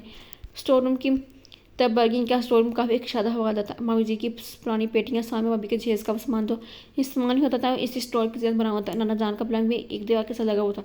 इंतहाई तमन्नार से लोग खोल के अंदर आ गए। फिर इसी तरह बंद रखा प्लंग पर दम से बैठ गई। कुछ देर इधर उधर ज़्यादा लेने के बाद सोने की कोशिश करने की। कुछ देर पर नींद की देवी इस पर मेहमान होगी। तब उसकी आँख खुली तो अब तो कुछ समझदारी ने दिया, नहीं समझ पाई कि कहाँ है। जब कदरे जहन बेदार हुआ तो तरह से उठी, लंबे लंबे करने बालों को समेटना दुपट्टा दुस्का के इसने सीपर्स पावर जैसे। फिर तेज से ज़्यादा खोकर बाहर निकली। रात के गहरे साए हर सू पहले होती, चांदों पर चमक रहा था। सेहत की तमाम लाइट्स में होती। इजलास में आकर गरीब पर नजर आई तो रात के 10:30 बजे थी। इसी शाम पर सामने भाभी किचन से बाहर निकली। इससे देखती इनकी चीख निकल गई। कहाँ थी तुम मम्मी? मैं स्टोर में सो रही थी। क्यों? खैर तो है ना, एक लंबी सी जमाई लोग का सामने भाभी ने जब इसके काम में लगाई। बेवकूफ़ लगी, कहाँ खाने हमने तुम्हें घर का छपा छपा चाल लिया। ऐसे मैं ख्याल था जरूर स्टोर में कुछ होगी। जब भी तुम्हें किसी के साथ नाराज़गी होती थी तो स्टोर में छुप जाती थी। अम्मी भी कह रही थी कि सामने स्टोर में देखो, मगर मैं सोचा अब तुम बड़ी होगी होगी शादीशुदा भी, लेकिन मेरा अंदाज़ा साबित हुआ। ज़रा फ़ोन करके हमको बताओ कैसे तूफान उठा के रखा था अभी ने इसने। थोड़ी देर पहले ही घर से आया था। अब समन की तरफ तुम्हें लेने के गया। सामने भाभी शफ से कहते हैं फ़ोन स्टैंड की तरफ बढ़ गई। माँ मुझे नमाज पढ़ बाहर आएगी, पीछे देखकर खूब डांटा लतरा। समन की तरफ जाना था तो बता दिया होता ना। मैं समन की तरफ कब गई थी? मैं तो स्टोर में सोई थी। इसने मुस्कुराती ने मिला की गर्दन में बहन डाली। इसी पर हम तन आता हुआ दाखिल हुआ। इस पर निगाह पड़ती थी, गुस्से चीख उठा। शर्म नहीं आती तो मैं ऐसी घटिया हरकत करते हुए। वो गुस्से में मोहम्मद के करीब आकर तारा में बिला के मजीद करीब होगी। अरे क्या क्या कि इसने स्टोर में सोई थी। मिला ने फ़ौरन हिमायत की से पूछे ऐसे कैसे बताना हरकत करने क्या स्थान हुई थी। मैं इसे कहा था कि मैं के घर जाना है, मगर मोहतरमा स्टोर में केवला फरमाई थी। आग बुकला हो गया चाय था। बिना खफगी से बेटी की तरफ देखा। ये सजा तुम देना अपने मजमू को थाने में खबरदार अगर कभी अपनी ज़बान ऐसी बात ज़बान से निकाली, यही बात दावत की तो बोल गई बच्ची बेचारी। मेरा धीरे से बात खत्म कर दी। गुस्से से दब दब कर सियाँ चल गया। मोम ने भरपूर मुस्कान वापस इसके पीछे चली गई। वो कमरे में नहीं था, शायद वॉशरूम में था। मम्मी बेड पर बैठ के इसका इंतजार करने लगी। भाई मत पर हमको खूब सता के इसने तोफाया था और हम असल में भूल गई थी। तुमने कहीं जाने की कहा था। मम्मी जानबूझ कर लहजे में शमित की भाई अहम ने मुड़ कर इस पर एक सड़कती तीखी निगाह डाली। ज़्यादा ड्रामे करने की जरूरत नहीं है, जानता हूँ मैं तुम्हें साथ जाना नहीं चाहती थी। ये अगर 4 बजे मुझसे इस वक्त बता देती तो मैं उम्र से आदत कर लेता, मगर खैर कोई बात नहीं। क्योंकि मैं बाहर मुहैया फेरता बैठ के जब आकर लेट गया। मम्मा कदे घबरा सी गई थी और हमने मुझे कोई बात नहीं की थी। शायद वो थका हुआ था, इससे जल्द हो गया क्योंकि मम्मा भी सो के उठी थी। अब नींद का मुमकिन नहीं था, इसलिए किरण के कमरे में निकाह कर लिया। किताब काफ़ी दिलचस्प थी, सब पढ़ती चली गई। 12:30 बजे के करीब इसने किताब बंद करके साइड पर रखी। इसी पर अरम के मोबाइल की बजट थी। इसने सुनी अनसुनी करके कंबल सर तक तान लिया। तीसरी बार पर इसने अरम ने फ़ोन रिसीव कर लिया। फिर तेज़ से उठकर वॉशरूम की तरफ बढ़ गया। मोमना को कैफे हाथ हुई। किसका फ़ोन था? एक फितरी था तजस्सुस से उबरा रहा था। अरम ने वापस मुड़कर मोबाइल टेबल पर रखा, अपनी दोबारा अपनी जगह पर लेट गया। इस दौरान इसके कमरा पर हटाकर मोमना की सुजान की तस्दीक की थी। वो जानबूझ सोती बन गई। हम एक दफ़ा भी सो चुका था क्योंकि मोमना पूरी रात जागती थी। बहुत कान लगा लगा सुनने पर भी अरम की बात समझ नहीं पाई थी। अरम बहुत आहिस्ता आहिस्ता बात कर रहा था। अगली रात बिल्कुल अचानक की इसकी आँख खुल गई। अरम फोन में किसी से बात कर रहा था। आज वॉशरूम जाने की बजाय बेडरूम में था। इसकी आवाज़ इतनी बुलंद होती कि मोमना बासानी सुन सकती थी। अरे कुछ नहीं हो सकता, मैं केस फाइल ऊपर तक पहुँचा दिया। अब मेरा इस केस से कोई ताल्लुक नहीं रहा। अदालत जाने फिर वकील, मैं इसी से में तुम्हारी कोई मदद नहीं कर पाऊंगा। एकदम ही बरकत तलखी से बोला। फिर कुछ देर खामोश रह के इसने दूसरी तरफ मौजूद शख्स की बात सुनी। फिर बोला, कमाल का तो याद समझा कमाई क्यों तुमसे झूठ बोलूँगा। वैसे ही पिछली दफ़ा मैं तुम्हें वार्निंग दी थी, सिर्फ दोस्ती का लिहाज करके तुम्हें छोड़ा था। मैं तुम्हें एक मौका दिया था ताकि तुम समझ सको, मगर तुम जैसे समझने वाले नहीं होगे तो इसके इस कायदा सख्त करवा था। मोहम्मद सांस रोकी सुनती। ये ड्रग्स का मामला है, छोटी मोटी वारदात समझो मत समझो। फिर पाउडर की शक्ल में मौत भेजने वालों को सजा दिलवाना तो एन स्वाब का काम है। हाँ हाँ तुमने बिल्कुल ठीक है भाई, नेक न्यू आसमाइए मेरे अंदर डियर दानिश, अब मैं 19-20 साल का कम उम्र लड़का नहीं हूँ जिसे तुम भरा प्रसा के नशे का आदि बना देना चाहते थे। ये तो मेरे भाई की मेहरबानी थी जो मुझे तुम्हारे जंगल से ज़बरदस्ती चुरा के लिया। ये दम क्या किसी और को देना? मैं तुम जैसों के निपटना खूब जानता हूँ। हाँ, आइंदा यहाँ फ़ोन करने की ज़रूरत नहीं है, गंदे गद। और हमने मोबाइल ऑफ करके मोटी से गाली दी थी। इसे मुमना खामोशी कर बर्बाद। इसका दिल अभी तक रच रहा था। सबके सोचे मुश्किल थी। रात बजती मतलब सोचती। सुबह हम काफ़ी देर से उठते इससे साथ रहने की कहा। मुमना खुद भी यही चाहती थी। इसे बगैर जगह के मान की मामू मामी जाने इस डेढ़ नसीहतें दुआ के साथ सही तरह से हम के साथ मरा भेज दिया। इसे कदे सुनसान इलाके में था। काफ़ी शादा खूबसूरत बंगला था। मुमना को यहाँ छोड़कर खुद दफ्तर चल गया था। मुमना हैरान थी कि हम नहाज मदाई के साथ ऑफिस जाता था। इसकी कैद हुई छुट्टी भी नहीं की थी। गर्मी एक कदम मुलाजमा के साथ अब इस वक्त हुई नई दम मुलाजमा रानी काफ़ी बतौनी थी। इसके बताने पर मोहम्मद को पता चला था कि अरब ने घर काफ़ी पहले का खरीदा हुआ था। अरब जब भी घर से गायब होता है इसी बंगले में क्याम करता था। साहिब के दोस्त या इधर इकट्ठे होकर बहुत हिला उला करते थे। मैं और मेरा अब्बा काफ़ी अर्से से इधर मिलाते मोहम्मद को पता इसकी किस्सों से क्या दिलचस्पी हो सकती थी। बेहतरीन सुनती। शाम को अरब काफ़ी जल्दी आ गया था। खाना इन्होंने खाना खा के अरब स्टडी रूम में चला गया। क्योंकि मोहम्मद अपने बेडरूम में आ गई। इस फ़ोन कॉल ने मुमना से इतना बड़ा फैसला करवाया था जैसे वो अरम की बर्थ बेदर छुपी शख्सियत के राज जानने के बेताब हुई थी। देखना चाहती थी कि अरम कहाँ तक किस दिल में मुतनफ़ हुआ है। ऐसी खुफिया काज बहुत ही पहले फरमान और में खूबसूरत अरम के आती थी। मगर इस वक्त मोमना ने कभी ध्यान नहीं दिया। ये दानिश नामी शख्स जो भी था जिसका में कभी अरम शामिल रहा था इतना जानती थी। किसी भी गैंग के लोग शाम फ़ोन पर हमेशा एक दूसरे पर किचन डालते हैं ताकि लोगों की नज़रों में दूर झोंक सकें। इनकी तमाम मीटिंग खुफिया होती है। उनकी इतना सोचती थी जहन उतने उजता अरम के मौजूदा ये पर नज़र कर दी। इससे पहले मुकाबले में अरम काफ़ी बदला सा दिखाई महसूस होता। पहले मुकाबले में अरम काफ़ी बदला सा महसूस होता। अगरचे इसके धूप छाँव वाली रवैये की अभी आदि नहीं हुई थी। क्योंकि अब कभी बादलों के साथ गरजने लगता, कभी साबुन की बारिश की तरह बरसता, कभी बहुत ही अच्छा ख्याल रखने वाला बन जाता, कभी बेहद कठोर। रात के 1:30 बजे जब अरम आया तो इससे जागता पाकर काफ़ी हैरान हुआ। अभी तक सोई नहीं। क्या मैं इंतजार करी थी? अरम की गंभीर आवाज़ सुनकर चौंक उठी। इंतजार वो तुम्हारा? मोमना हिस्सा हंसी। आराम की निगाह में नागवाई दर आई। लबा की मुस्कुराहट गायब कि इतनी मतलब सुना है मुझे ये लहजे में बात मत किया। मुझे तो इसी तरह बात करने आती है। ये शरीक गुफ्तगू करती हैं तुम इन्हीं को ले आओ हूँ। ये भी ठीक है, तुम्हें कोई त्रास नहीं होगा। मैं मुस्काई हुई तो जान छोटेगी पर शुक्र अदा करूँगी। वो तक बड़ी इतनी बेजार हूँ मुझसे। मोमना के कई रोज बढ़ती हुई इसके दराज बालों की लट खाया तो दिक्कत से मुस्कुराया था। बोला था अपना नहकवाई से इसके हाजिर का हमने नहाए थे माँ बाजू के गेम में ले लिया। वो शायद को ज़्यादा होगी। बताओ ना, बहुत बुरा लगता तुम्हें इतनी नफरत करती मुझसे। वैसे मैंने भी तुम्हारे साथ कभी अच्छा नहीं किया। पहले ज़बरदस्ती शादी की, अब ज़बरदस्ती मोहब्बत करवाऊँ। इसकी गम सांसों की हद से मोमना के हक साल थपड़े में जंजरा के से दूर हटी। अरम की कुर्बत हमेशा इसे वैसे ज़्यादा कर देती थी। कहाँ जा रही हो? मोमना को देख के इसके नरम लहजा करती बदल गया। अरम ने झटके से इसे पास करा लिया। जहन्नम में वो चीखी, मुझे भी साथ लेकर जाना तुम्हें बगैर जन्नत में भी क्या खाक मत आएगा। और हम पे मखसूस मगरूना लबर हज में बोलते से इंतहाई जहर लगा जिसका तुम जैसा शोर ना इसे तो जहन्नम भी कबूल नहीं करेगी। मुझे से तुम्हें क्या बना चाहिए कि खूबसूरत स्मार्ट सही है वगैरह वगैरह। एक मतलब फीस की दस्तक में थी इसके इस पर प्यार की शिद्दत उठाया। इंसानियत का कातिल, मुल्क का दुश्मन, माशे का नसूब। मोमना ने गुस्से से कहा। ज़बरदस्त इसे दाद दिया जाता इसके खूबसूरती की तारीफ किया था। मोमना ने बेबसी के एहसास इसके सीने में मुँह छुपाकर बेतशा रो दी थी। मोमना की आँख आ गया थी। इस दिन वो कभी बोल नहीं सकता था। तब तक काम तमाम अगले दिन पर डालकर जल्दी ऑफिस के उठ गया। एक फ्लावर शॉप से खूबसूरत गुलाबों का बुके बनाकर ज्वेलरी की शॉप पे आ गया। काफ़ी देर उधर उधर घूमने के बाद इसका निगाह में कोई चीज़ जच नहीं रही थी। इसी सामने इसकी निगाह रिमशा पर पड़ी। रिमशा ने भी इसे देख लिया। एकदम ठिठक कर रोकी। हम 1 मिनट भी ज़ाय के बगैर रिमशा तक पहुँच गए। कहाँ कायम थे होगी थी तुम? मैं तुम्हें कहाँ ढूंढा? वो दुबई चली गई थी मैं। सुनाओ तो कैसे हो? रिमशा पर इत्मीनान के साथ कहा। और कह हमने चेहरे पर इस तालाब के साथ फैल गई। साहिब फैल गई। दुबई क्यों? फिर वो कहाँ है? दाइश ने बेच दिया था। रिमशा बेनियाजी से बोली। मगर क्यों उतने साल के बाद दोबारा मिले? और की बैठ के बात करते रिमशा के गाय पर दिल में बैठ उठती बेचकरारी बेचैनी काबू पाते पिज़्ज़ा हट चला गया। क्या कर रही हो आजकल? वैसे तुम पहले जैसे नहीं है, बदल रही हो। रिमशा ने खोए लहजे में काम। तुम बताया नहीं बेच क्यों चली गई थी तुम? हम वैसे दूसरे के इशारे पर नाचते हैं। भाई अपनी मर्जी कहाँ होती है। मैं अपनी माँ के इशारे पर चलती हूँ। मेरी माँ दानिश के। रिमशा की बेनियाजी का खोल चटक किया। होंठ छुपाती हुई नज़ीर से कहा। मैं खुद तुम्हें तलाश गई थी। मैं तुम्हें कुछ मतलब बताना है कि बहुत बोझ में दिल पर ज़मीन पर फिर ट्रक मतलबा अशिया का ऑर्डर देकर हम एक मतलब फिर रिमशा कितने मतवजा हो गया। इंतहाई दरगीर लहजे में क्या आई थी। तुमसे बेचारा कोई एहसान हुई था मगर मैं भी क्या करती मुझे बुनियादी कदमों को सजनी कर देती। मगर एक बात जिसे तुम सुनने का बेताब हो रहे हो। चंद पल के रुकी, आंखों से टोटे मोती उंगली की पोर से सुनकर वही मैं तुम्हें अमान में बिल्कुल भी ख्याल नहीं की। मेरे पास महफूज है मगर मैं इसकी हिफाजत ज़्यादा देर नहीं कर सकूँगी। वो धीमी आवाज़ में कही थी। मोमना की आवाज़ सुबह काफ़ी देर से कोई थी। रम ऑफिस जा चुका था। फैशन के बाद जब वही आई तो लाजमी से किसी क़यामत को मुतक होता है। मोमना थोड़ा तो उसका थी डायरी में चलिए सामने सोफे पर एक ब्लूटूथ सूटेड वुटेड शख्स बैठा था। मोमना का तो देख कर खड़ा हो गया। इस शख्स की आंखों में हैरानगी थी। फरमाया किससे मिलना है? मोमना ने हैरान संजीदे से पूछा। मिलना तो आराम से ताम मगर बोझ हुई काम नहीं से मगर पहले अपना तारफ तो करवाएं। इसके थे पैर आंखों में ठहरी संजीदगी मजबूत लहब लहजे के वजह से मुकाबले कदम मुतासिर हुआ। इसने लहजे से में शिकस्ती हुआ बोला अरहम की बीवी हूँ। मोमना ने उसका अपना तारफ कराया था। इसके वो शख्स चौंक सा गया। ओ हम शादी कर चुके हैं, मुझे बताया भी नहीं। ऐसे भी क्या पर्दादारी जेर बरबराया। अरहम इस वक्त दफ्तर में आते हैं, फिर मुलाकात करें। मोमन जताते हुए बोली थी। फिर दरवाजा की तरफ बढ़ी। सुनिए जरा, जब आराम आए तो इसे बता दीजिएगा कि पुराने यार कहे थे। मुझे दानिश गजूर कहते हैं। हाँ, इसे कहेगा फिर आदमी के साथ बुरा सलूक नहीं करते। इसके जो डिमांड होगी मैं पूरी करूँगा। ममना ने चौंक कर इसे देखा था। केयर पर रखी चाबी उठाकर बाहर निकलता चला लगे। ओ तो ये है दानिश गजूर। मोमना का रवैया रवा सलग उठा।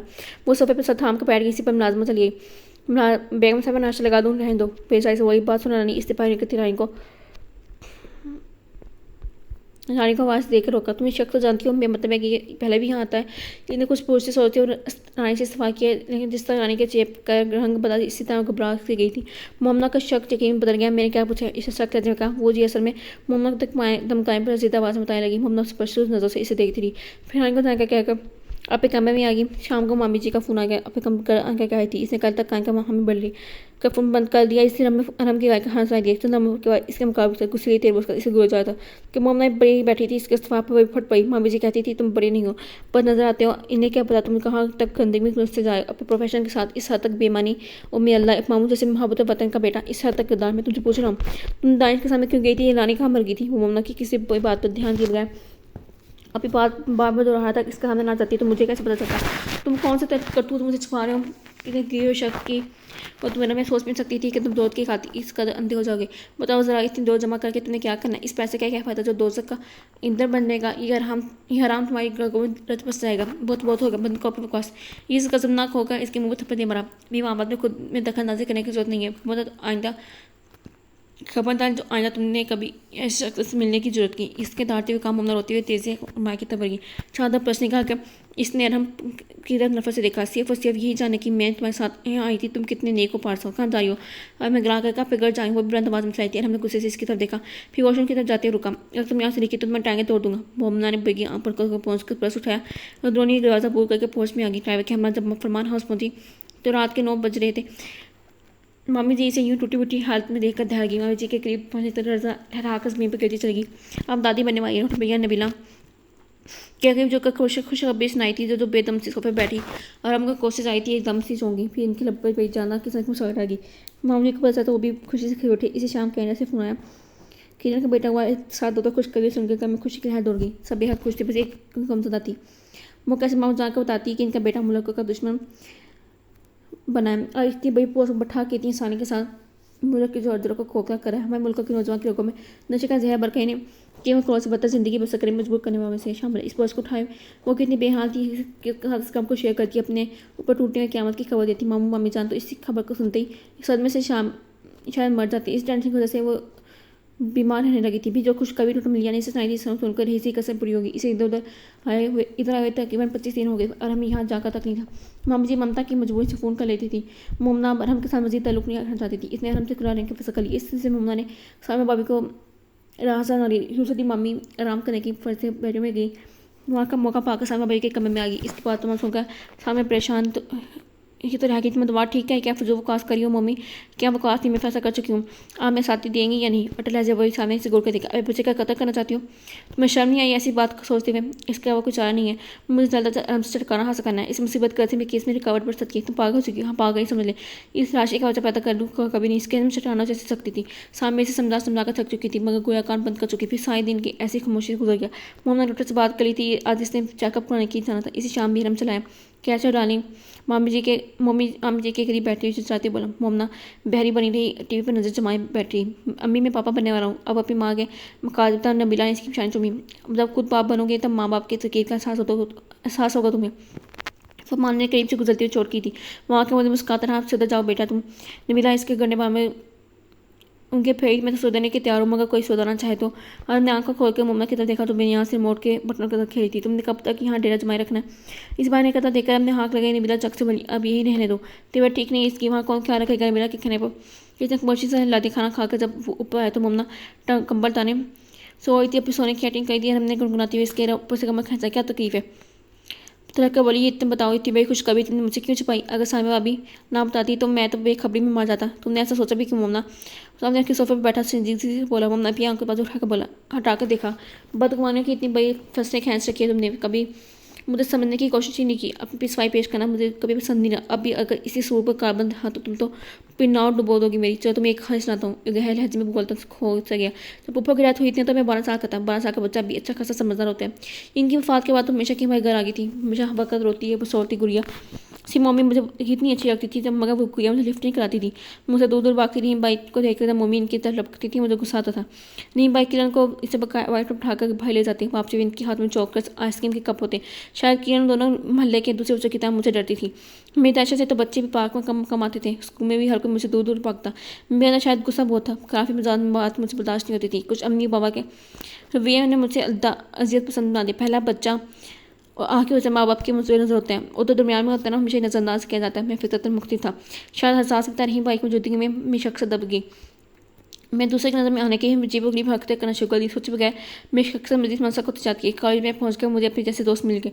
मैं इनकी कमी में मेरी ना की तस्कीन की बहुत सी चीज़ें थी। मुझे सराहते थे। मैं किसी भी बात पर इन्हें गुस्सा नहीं आता था। मैं निकाली में देता हंसते रहते मदरसा भी हिस्से मुझे भी हिस्से देना चाहते थे। फिर पर मेरी मुलाकात दानिश हुई। वो बड़ी अजीब गरीब शख्स का माइक था। मेरी तरह वो भी कोई नहीं पढ़ने नहीं एंजॉय करने आता था। वो तो मुझे बहुत बाद में पता चला था कि दानिश नशा करता है। कमों में लड़कों को इस गाजत कादी बनाता है। मेरी और इसकी दोस्ती दोनों में परवान चढ़ गई थी। के साथ मिलकर छोटी मोटी वारदातें करता, गाड़ियाँ लूटना या फिर किसी लड़की से छेड़छाड़ करना, मेरे सब थ्रिल था। मुझे इल्म नहीं था कि ये एडवेंचर मेरे कितने खतरनाक साबित हो गए। दानिश की बहुत सी लड़कियों के साथ दोस्ती थी। ये दोस्ती तो वहाँ में खिलाखी हदूद पार कर चुकी थी। इसने मेरी भी चंद लड़कियों से दोस्ती करवा दी। इनमें से एक प्रेमचा थी। शुरू में मुझे अच्छी लगती थी। हमें दोस्ती बहुत गहरी होगी, जिसमें बड़ा हाथ दानिश का था। फिर एक दिन पुलिस का छापा पड़ा। मैं उससे ही पकड़ गई। तब दानिश पा गया। एक रात जो हाल बारात में रहकर मैं वापस आ गया। इस रात मैंने दिन में हद कर लिया कि यह हद घर में जाने तक कायम रहा। बाबा जान मुझे दत्कारा मारा पीटा घर से निकाला तो मैं एक दफ़ा फिर दानिश के जंगल में फंस गया। खुशकिस्मती थी कि रहीम भाई मुझे लेके आ गया। दानिश का साथ मजबूत था, इसलिए तो कहते कहते रुक गया। कैसे अजीज जार बीवी कभी तरीक माजी के इंतहाई तकीरदार पहलू के बताता मोमना को बेचैनी गे लिया। इसलिए अगर हम इसे कुछ पाना चाह रहे हैं मुझसे यह है कि मुझे दानिश के इरादों को पता चल गया। मुझे थोड़ी थोड़ी मिताद में ड्रग्स दे रहा था। इस हद तक मुझे आदि कर देना चाहता था कि मैं एक लम्हा भी इसके एक ड्रग्स की खातिर इसकी जान तक दे दूँ। उस तरह मुझे एहसास हुआ कि मैं तुमसे मोहब्बत करने लगा हूँ। मैं खुद बहुत टाइम समझाया मगर मैं कुछ समझने की तैयार न था। बाबा के कटीले लहजे तंजिया बातें तुम्हारी लड़की चुकी नफरत मुझे बहुत तकलीफ देती थी। मैं बाबा को कुछ दिखाना चाहता था मगर मैं माजी हर पर मेरे सामने खड़ा था, इसलिए मैं मजीद जिद्दी उसका कशत चला गया। मैंने CSS का इम्तहान अजाई नंबर से पास किया था। दिन खुशियों का पैगाम पर बन के आया था। पापा को तंज करने का मौका मिल गया था। कभी कभी जी जाता था सब कुछ छोड़ छाड़ कर कि दूर निकल जाऊँ। मैं एडमिशन मुझे कहीं भी कदम उठाने की रोकता था। दानिश के हाथ मजीद लंबे हो गए थे, इससे अपनी जड़ें दूर दूर तक फैला दी। मुझे इन जड़ों को आहिस्ता से काटना था। अल्लाह ने मुझे शुरू करना था। इससे कल दानिश का किस्सा तमाम करने के बाद आज खुद को किसी काबिल समझ रहा हूँ। आज जब माजी के बारे में सोचता हूँ तो अपनी डिटाई पॉइंट पर मुझे शर्मिंदगी होती है। बाबा मुझे बगैर सबूत के तुम्हारी शादी करना चाहते थे, नहीं करना चाहते थे। और मैं इन्हें इस हद तक जिद कर देना चाहता था कि तुम्हें मेरा बना दे। अगर तुम्हें मोहब्बतों आका कान में हो गई थी मगर इन तमाम घटिया हरकतों को सोचते मुझे बेहद परेशानी होती थी। तुम्हारे साथ शादी के बारे में ज़्यादा हाथ मेरी प्यारी बहन किरण का है। जब मैं एक्सीडेंट की वजह से हॉस्पिटल में हड्डियाँ तलवार पैर रहा था तो मेरी बहन ने पूरा मुझे मतला किया कि तुम किसी और खानदानी अगर मैं कुछ कर सकता हूँ तो कर लो। इस वक्त मुझे किरण पर टूट प्यारा है। जब मैं सब करने के साथ किरण से मतलब नफरत है कि मुझसे ज़्यादा रहीम प्यार से प्यार करती। मैं ये ख्याल गलत साबित हुआ। नहीं भाई अम्मी बाबा सब मुझसे चाहते थे, बस इन मोहब्बतों के अंदाज मुख्तलिफ थे। बाबा मुझसे बहुत प्यार करते थे, इसलिए मुझे बिगड़ने से बचाना चाहते थे मगर मैं कम थे हम समझ सका। मम्मा हैरान थी इसके तमाम बातों को सुनी थी। क्या छोड़ो इस बात को, तुम मुझे ये बताओ कि मेरे बच्चे क्यों मारना चाहती हो। आज हमें भाभी का फ़ोन कल मुझे तुम्हारे जज्बाती फैसले हाँ बताती तो मैं तुम्हारे दरमियान शायद फांसी पड़ जाते। मोश तो मामला बेचैन होकर बोल उठी, अगर तुम पहले दिन तुम हकीकत से आगाह कर देते तो मामू मामी हम सब परेशान तो ना होते। मुझे जैसे रिश्वत खोर छोटे इंसान के बाद पर यकीन कैसे आता। मोहम्मद शिमला से सर झुकाएंगे उठकर खिड़कियों के मुझे हटा दिए। पूरे चांद की रात सारे खामोशी खूब दमक रहे थे। ठंडी पुन्नम हवा इसके चेहरे पर टकराई। मैं माजी मेरे लिए बाईस से शर्मिंदगी है। मैंने ना सिर्फ अम्मी पापा बल्कि तुम्हें बहुत तंग किया हो सकता तुमने माफ़ कर देती। मेरे पुरुष लहजे में कह रहा था मोमना ने ऐसी से और बैकग्राउंड से टेक लगाई। धुंध लगे अभी छट्टे नहीं थे, मंजर साफ दिखाई नहीं देते मगर फिर भी मोमना को बहुत सुस्त को नींद आई थी कि यहाँ पर 6 माह के कूड़ मुटो बेटे को गोल मोटोर बेटे माँ के साथ पाकिस्तान आई तो घर में खुशी की बारात उतरी। तुम्हें भाई को इस साथ खा दिया, मैं किस कदम शुरू हुई हूँ। एयरपोर्ट पर इस निपटते हुए किरण बड़े जोश से कहा। मोहम्मद मुस्का दी। किरण के आने पर रौनकें दोबारा हो गई थी। घर में हवा का हंगामा सबर पर रहता। ये किरण इतनी कम हुआ करती थी, अब बातों में किसी को पारी नहीं लेने देती थी। मामी जी तो इसे देख के देखे हैरान होती थी। अरे किरण, कैनेडा जाकर तो इस ज़बान इतनी गजबर की हो गई है। नी तो नहीं लगवा ली। मशकूक नजर से घूरती तो खिलखिला के हंस पड़ी। सो मम्मी, ये मेरे बेतीजे को बिल्कुल मेरे जैसा होना चाहिए। ये तस्वीर मैं इसलिए तो मैं कमरे में लगवा रही हूँ ताकि सुबह शाम इसका दीदार करो। किरण फिर सारी तस्वीर इसके कमरे में लगाती हूँ। बरदमस में काम मम्मा डस्टिंग करते मुस्का दी। अल्लाह करे तो मैं जैसे हो इतना मोटा और काला सा अंदर आते। हमने किरण को चलाते हुए कहा। एकदम बरर उठी। मैं ऐसी हूँ नहीं, बिल्कुल भी नहीं। मेरी बहन तो बहुत खूबसूरत है, कुछ कुछ लंबे लंबे दांतों वाली, उल्टे जो बालों वाली मखलूक से मिलती जुलती। भाई किरण रोने वाली होगी तो रब ने इस पास हाथ लगाई। मोमना इनकी बातों का एंजॉय कर रही थी। तभी मामी जान रोते चाहते माँ को संभाले आ गई। संभालो अपने आफ्ती तोते को ऐसे हरक फाड़ कर होता है कि अल्लाह की पनाह। अत्ते पोता सांसों को बार करते हुए अब माँ को किरण की गोद में देकर सोफे पर गिर गई। आपका पोता तो जैसे रोता ही नहीं है। किरण ने मुझसे कुछ से कहा। हाँ तो क्या, मेरा नौमी तो बड़ा प्यार बीबा बच्चा है। इन्होंने फ़ौरन नौमी की हिमायत की। हम एक फिर बंठन के ड्रेसिंग रूम से निकला तो रबीला बेहद हैरान हुई। तुम कहाँ जा रही हो? एक काम याद आ गया। अभी आतम वो तेजी से बाहर निकलता चला गया। इसके पीछे किरण और मामी जान निकल गई। मोहम्मद थोड़ी देर आराम करने की घर से लेटी थी कि फ़ोन की बैल बज उठी। से कुछ देर कोफत के आराम से नसीब उठाया। आराम से बात करो। दूसरी तरफ से कोई खतून थी। वो तो इस वक्त घर पे नहीं है, आप कुछ और कहीं और कुछ देर के बाद फ़ोन कर लीजिएगा। मोहम्मद ने नमी से कहा। खाएँ बहुत जब भी फ़ोन करती हूँ घर में नहीं मिलता। ये कहो कि तुम मैं इससे बात नहीं करवाना चाहती। वो जो कोई भी थी इंतहा रक्ति से बोली थी। मोहम्मद को गुस्से से चेहरा सुरख हो गया। तहाँ इसके लहजे की नमी को बरकरार रखा। आप इनसे मोबाइल पर रब्ता कर लें। नंबर लिख कर मोहम्मद ने फ़ोन बंद कर दिया। ना जाने कौन सी ज़रूरत थी। इसने तरह की सोचा पे आंखें बंद कर ली। इसकी आंख अजीब से नामों छोड़ के खुली। सर से सीढ़ियाँ उतर कर नीचे आई। लॉन्च में एक अजमी मगज कायशी लड़की एक साथ 4-5 साल बच्ची को देख के हैरान रह गई। लड़की मामू से ना जाने क्या क्या कह रही थी। वो सो का गाँव खली इसकी बात सुने थे, जबकि मामी जी बेदम से सोफे बैठी थी। किरण ने इनके हाथ पे हाथ रखा, जबकि बच्ची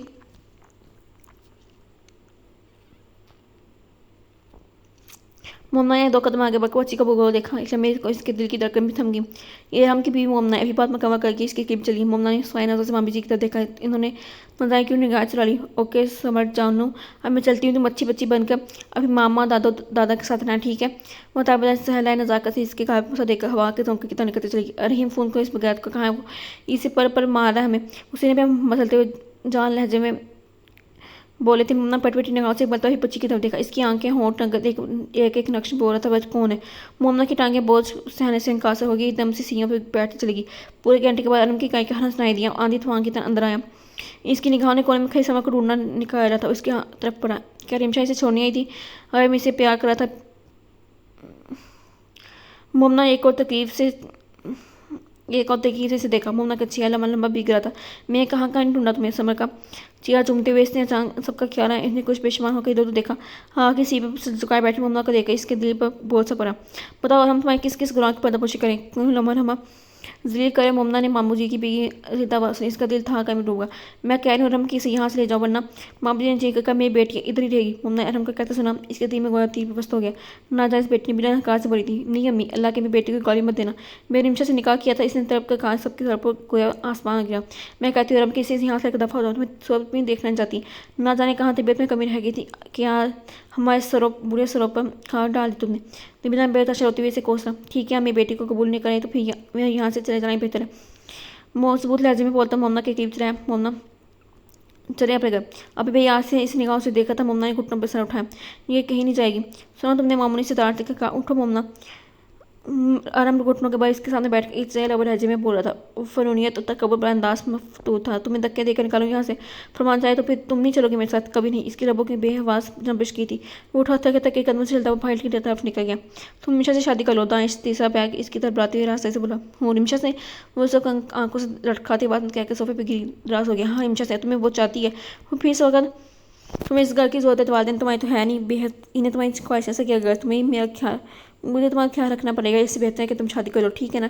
दानिश ने होठों पर शैतानी मुस्कान जाकर बोला। हाँ ठीक है रिमशा, बहुत अच्छी बात है, बहुत अच्छी है। माँ मुझको बाबा तो सुबह एक नेक फिजा से अंजाम देने के। दानिश चाह के उठा। फिर जब अनम की आंख नींद से बंद हो गई तो दानिश ने मुस्कुराती रिमशा का नंबर डाल किया। तुमसे शादी करने क्या करने की तैयार? क्या तुम सच कह रहे हो? रिमशा बेच के नीचे बोली। हाँ बिल्कुल सच। कल आ जाना मेरे फ्लैट में। दानिश ने तुम्हारा प्रोग्राम वाला ही बात तय कर लिए थे। दरअसल 1:30 से 2 शिकार तक न जाता था। तुम्हें प्रावधा याद है ना? हाँ याद है।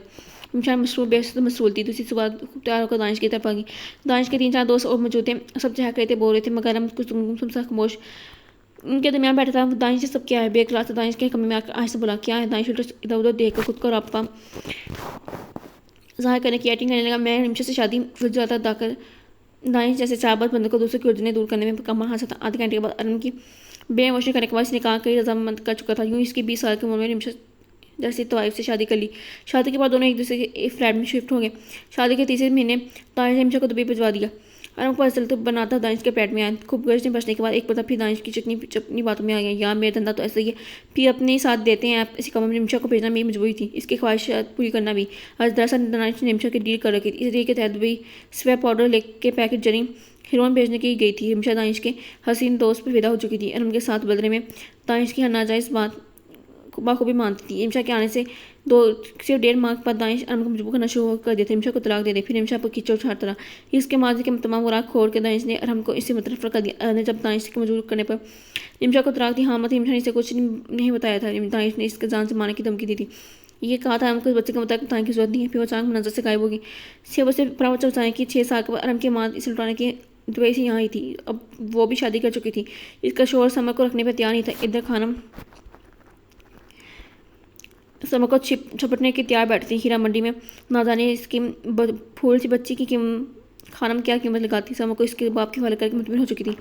अभी बेटी के अमल फरमान वाले से निकला तो इस बेख्तियार रोए कि आज ज़िंदगी में सबसे बड़ी हार बाजी हार गया था। कितनी देर बेमकसद सड़कों पर गाड़ी दौड़ाता रहा। समर पीछे सीट पर सो चुकी थी। थक खा के इसने स्टेम पर सर पटक दिया।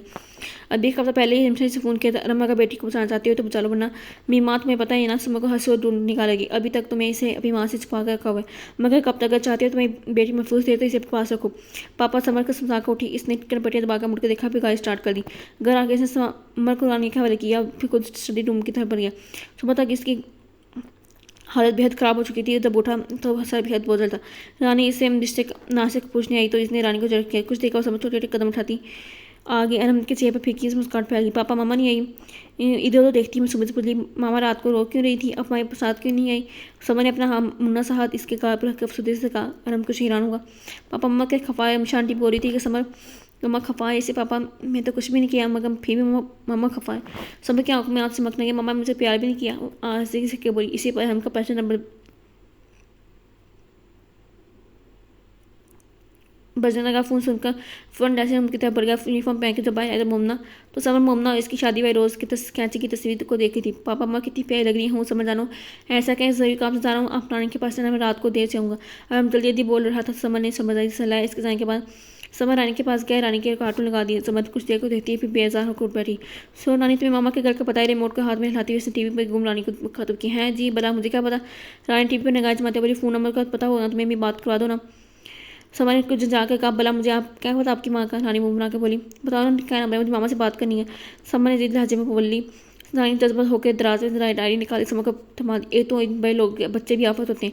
समर बेन मार्क्स से नंबर दे के दी। जब कुछ समझना आया तो डायरी फेंक कर खड़ी होगी। मुझे चिप्स बना दो। समर ने ठनक कर कहा। इसी पर ड्राइवर अकरम आगे। समर ने एक बार फिर पापा मामा के पास जाने की लेटर का रखी। इस पर करण का फ़ोन आ गया।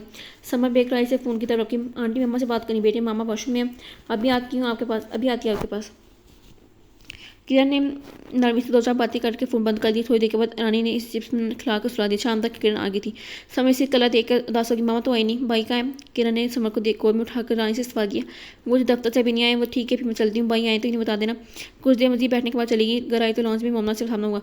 मामी जी तुम्हें पूछ रही थी। बताया तो था मैंने। किरण रुखी रह में क्या माँ के कमरे घुस गई।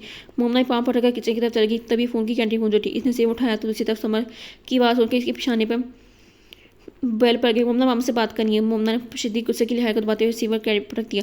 पैर एक मतलब फिर होने लगी थी। इसने जजरा कर रिसीवर उठाया। क्या बात है? चटा कर बोली, मम्मा आप मेरे पास आ जाए, मुझे वो डर लग रहा है। बाप का है तुम्हारा? हाँ मुझे शायद।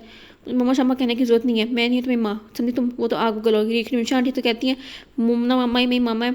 इसकी तक लहजे खाइफ हो गई थी। मोमना फ़ोन पटक के ऊपर चली गई। तब दूसरी तरफ समर ने धुआंधार रोना शुरू कर दी। मोमना की कनपटियाँ सरक उठी। गुस्से की शिद्दत से माथे की रगें फड़कने लगी। एक गुस्सा ये जंजरार हसद रकावत की वजह से था। हसद रकावत के जज्बा इस वक्त बोलता जब दरमियान में मोहब्बत हो तो क्या मुझे हमसे मोहब्बत होगी? हैरान सी ज़ेरा बरबाई निमिशा और समर का सुनकर जलना, कसना, इनसे नफरत का इज़हार करना मोमना के दिल में कंट्रोल जब हाँ में पाकर शशा तय की तमाम रात इस ने जागते खुला दी ना जाने कौन सा पहले दरवाज़ा जोरदार आवाज़ से दरवाज़ा खुला। मोमना मंदी मंदी आंखों से खोकर दरवाजे तक गई। सामने रहीम भाई खड़े थे। वो घबरा गई। क्या पता रहीम भाई अरम की कार गाड़ी बस से नामी शख्स ने फायरिंग कर दी। इस वक्त हॉस्पिटल में चलो तुम मेरे साथ। मोमना फटफटी आंखों से देखने लगी। फिर बेजान टांगों को मम्मी को सेरती हुई नीचे आई। मम्मी जान किरण को बेहतर शब्द हो पाया। मामू की हालत काफ़ी खराब थी। वो तो वैसे ही हार्ट पेशेंट थे। सामने भाभी और किरण ने इन्हें थाम कर रखा था। ना हॉस्पिटल पहुंचे तो बहुत से अखबारी नुमाइंदे इधर उधर भाग गए थे। डॉक्टर ने टीम अलर्ट थी। मोमना पूरी रात ठंडी फर्श पर बैठी साकर सी पेशेंट थिएटर के बंद दरवाजे को देखती। इसकी आंखों के सामने बहुत नजर आ रही थी। किरण की गोद में डुबकी समर को गैर आदि तौर पर अपनी तरफ खींचकर सीने से बेंच पर बेआवाज रो दी। रहीम भाई बताई थी कि सही दानिश का वफादार मुलाजम था। सुहेल दानिश का वफादार मुलाजम था। ना जाने कैसे बचकर सुहेल कराची भाग गया था। यकीन बीमार को बदल लेने के लिए लाहौर में आ गया था। लेकिन इस वक्त मौत के खतरनाक कंधे न बच पाया। 42 घंटों की सबर जमाता इंतजार के बाद अरम को होश आया। ढिलो हिसाब से सदका खिला दिए गए। खाना पकवा कर यतीम खाने भिजवाया। मामी जी तो अरम के हजामत में कैंप हॉस्पिटल से घर नहीं गई थी। 1.5 माह के बाद इसे डिस्चार्ज किया। इस दौरान की मतमाई का सामना हुआ। हम हदफाई से देख कहाँ का मुझे था। इस दफ़ा अरम के ये फिर दोस्त लेकर आई तो हमने पेन से कहा कर दी। मम्मा इसकी बेरुखी पे बेहतर रो दी। वो सबसे हंसता बोलता था सवाई इसके क्यों करी मेरे साथ इस तरह। आपके फ्रॉड पर नाराज मुझसे होती है। वो खफाफ हो गए और हम इसके आप जनाब कहने पर चौंक गए। ना इतने एहतराम से बुलाऊँ मुझे खामों का हार्ट अटैक आ जाएगा। और ये फ्रॉड भाई क्या बात है। मैं तो खुद मौका की तलाश में था। तुम्हें एतमाद में लेकर सब बता देना चाहता था मगर इसने बेहद से दीदी से कहा हम प्लीज जाओ तुम मैं सोना चाहता हूँ। खाई से बड़ा मंदा रब बेच को उठी टेस्ट पे आकर पीछे पर बैठ फूट फूट कर दी। मामा आप इधर है मैं आपको नीचे ढूंढ रही थी। समर ने अपने नरम हाथ इसके कंधे पर रखकर कदे झुक कर काम होना है चेहरा साफ करके इसे गोद में उठा लिया। इसी पर फुटपाथ से खेलते नोमी भी आ गया। समर तुम्हें चाचा बुलाने आए मैं मामा चले। समर उछलती हुई उठी पीस का हाथ पकड़ कर खींचने लगी। आप जाओ बेटा मैं भी आती हूँ। उसने नरमी से कहकर समर को भेजा। फिर आसमान को ना जान क्या खोज लगी। चंद दिन पहले रिमशा की कॉल आई थी। किरण आदि तो पर रिमशा का बताया सोच लगी। मैं समर को ये नहीं बताया कि मैं इसकी माँ हूँ। मैं यहाँ माँ बनना गाली समझा जाता है। मैं समर की आंटी हूँ जानती हूँ मोमना की। समर की माँ कौन है। इसकी माँ तुम हो। मैं समर को बताया कि मोमना इसकी माँ है। अरम की बीवी कोई भी होती इसे समर की माँ बनना था। मैं समर ने बल बल लम्बा लम्बा माँ की होते हुए माँ का इंतजार किया। समर को आकाश में ले लो गोश में मोमना इसमें इंतजार समझ लो। इस वक्त तो मोमना ने तरह से फोन बंद कर दिया। जिस रात अरम हॉस्पिटल में था इस रात समझ जिस तरह बेक्राइसिस की तलब की थी बेहद असर हुई थी। इसी पर मोमना को प्रतिदिन मोमन की तरह प्रकृता महसूस हुआ। बेटनी के दुपट्टे का पल्लू थाम कर कहती थी मम्मा मुझे छोड़ के बहुत जाना ना जाए कितनी देर सोचा मुझे तेरी सामने भाभी की आवाज़ सुनकर नीचे चली आई थी। मामी जी नोमी समर को पैदान पे बिठाकर खाना खिला रही थी। उधर मामू की गोद में समर की गुड़िया थी जिसे कम्बल में लपेट कर रखा था। बाबा मुड़कर फिर गुड़िया को देखी थी। दादा अब गुड़िया का फीडर दे रही रो रही है। कहाँ रो रही है आवाज़ तो नहीं आ रही। नोमी ने हैरानगी से कहा। समर ने कुछ खफकी से नोमी की तरफ देखा। फिर दफ़ा फिर ने हुक्म दिया दादा वो गुड़िया का बसलाती से नींद आ रही है। सो रही है बेटा देखो तो इसकी आंखें बंद है। मामू बुलंद आवाज़ में इसे कीन दाही खुआई थी। कुछ मुतमिन से होकर खाना खाने लगी। मोमना मुस्कुराती हुई किचन चली गई। सामने मम्मी आराम का खाना टेबल सजा दिया और एक समर के साथ लिया पर आ गई। आराम कोई किताब पढ़ते से देखकर इसने किताब बंद करके साइड पर रख दी। देखो तो टाइम क्या आ रहा है। सोना ने तुमने आराम ने खपकी समर की तरफ देखा सर से पैर पर चढ़ गई। मोमना आराम की तरफ टेबल हाथ जब समर के ये दूध का गिलास टेक आई तो बाप से उज रही थी। इधर मम्मा सोएंगी इधर मैं इधर गुड़िया तो फिर पापा कहाँ सोएंगे। समर हाथ की छाया से बताती हुई परेशान थी। पापा को इस तरह स्टडी रूम में लगा देंगे। मोमना शाय से कहा। आराम बेनियाजी से खाना खाए मसरूफ था। खाना खा चुका था। मोमना ने इसके चाय बनाने चाय देख के इसने मुँह बना लिया था। मुझे नहीं पीनी चाय भाई दूध तो आप पीते नहीं है। चाय में थोड़ी सी चपत्ती डाली मैंने।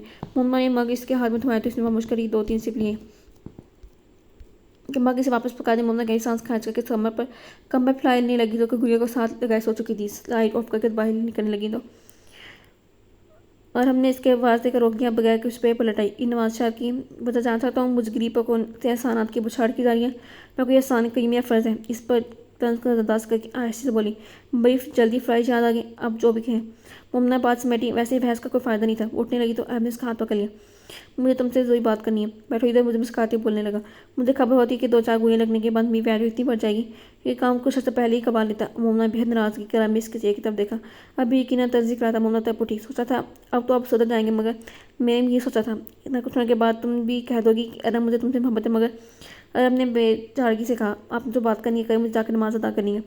वो संजीदगी बोली कर लेते हैं बात में इतनी जल्दी क्यों है। अरम प्लीज़ मम्मा जिद होगी। हाँ तो मैंने तुमसे कहना था तुम कुछ मोटी नहीं होती जाएगी। हमने से उठो देकर एकदम इसका हाथ पाक करके बैठाते हुए कहा आपको ये कहना था। मम्मा दास इसको बोली कहना तो बहुत कुछ है तुम सुनो तो सही जान बुझ कर इसे तंग करता। मम्मा समझ चुकी थी इसलिए सरोर से उठी। मगर अरम ने इसे शायद से बैठने के कहा। अब संजीदा लगा था। मैं तुमसे कहना चाहता हूँ तुम चाहो तो समर को बोर्डिंग भिजवा देता हूँ। मैं चाहता हूँ कि समर की वजह से तुम जहनी सेहत का शिकार ना हो। मैं तुम्हें खुश देखना चाहता हूँ। काफ़ी देर खामोश रहने के बाद आहिस्ते से बोला था। मोमना चौंक से गई। मैं अभी खुश हूँ। नहीं, अरब ने फैसला है। मैं जानता हूँ समय की मौजूदगी तुम्हारे लिए अजियत भाई से तकलीफ है। अब गलत सोच रहे हैं। मेरे अजाब में वो मेरे जो मेरे अजाब है ना, मैं ही भुगतूंगा। तुम क्यों अजियत का शिकार? मेरी सज़ा यही है कि मैं तुमसे दूर हूँ। वह कब से बोला ममना की पलकें नमा हुई। मेरी खुशी से मैं के समय पर पालदान के साथ पास लें। अब ज़्यादा डायलॉग्स मत जा रहे। ममना मोहब्बत से इसका हाथ पर हाथ रखा। हमने चौंक इसके छेप रखी सच्चाई को पढ़ा। तुम सच कह रही हो? बिल्कुल। मजबूत लबो लहज़ में बोली थी। असल में मम्मी, मैं नहीं चाहता था कि जब हमारा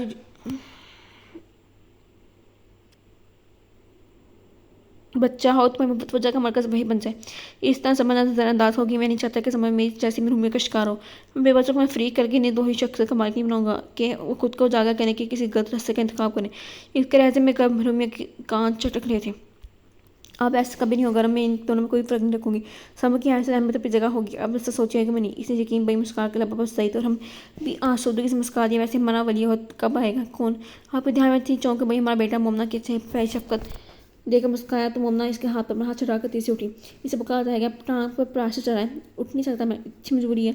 तो खैर कभी तो हाथ आओगी। इसे तो कहा था। मोमना ने मुस्काती हुई करने चलती। इस पर सदा शुक्र वाजिब हो गया था। वो ना क्यों ना इस करीम का शुक्र अदा करती। इसने एक बार फिर इसे अरब लुटा दिया था। अरब ने आस्ते से आंखें मोड़ ली। अंधेरे चटके थे। दो तीन रोशनी 400 पैर की थी। तो कहा यह था आज का नावल मुझको इतनी पसंद आएगा। नावल का नाम था उजाले दूर नहीं, क्योंकि नाम जलानी का है। तो हम मिलते हैं नेक्स्ट टाइम में। तब तक अल्लाह हाफिज़।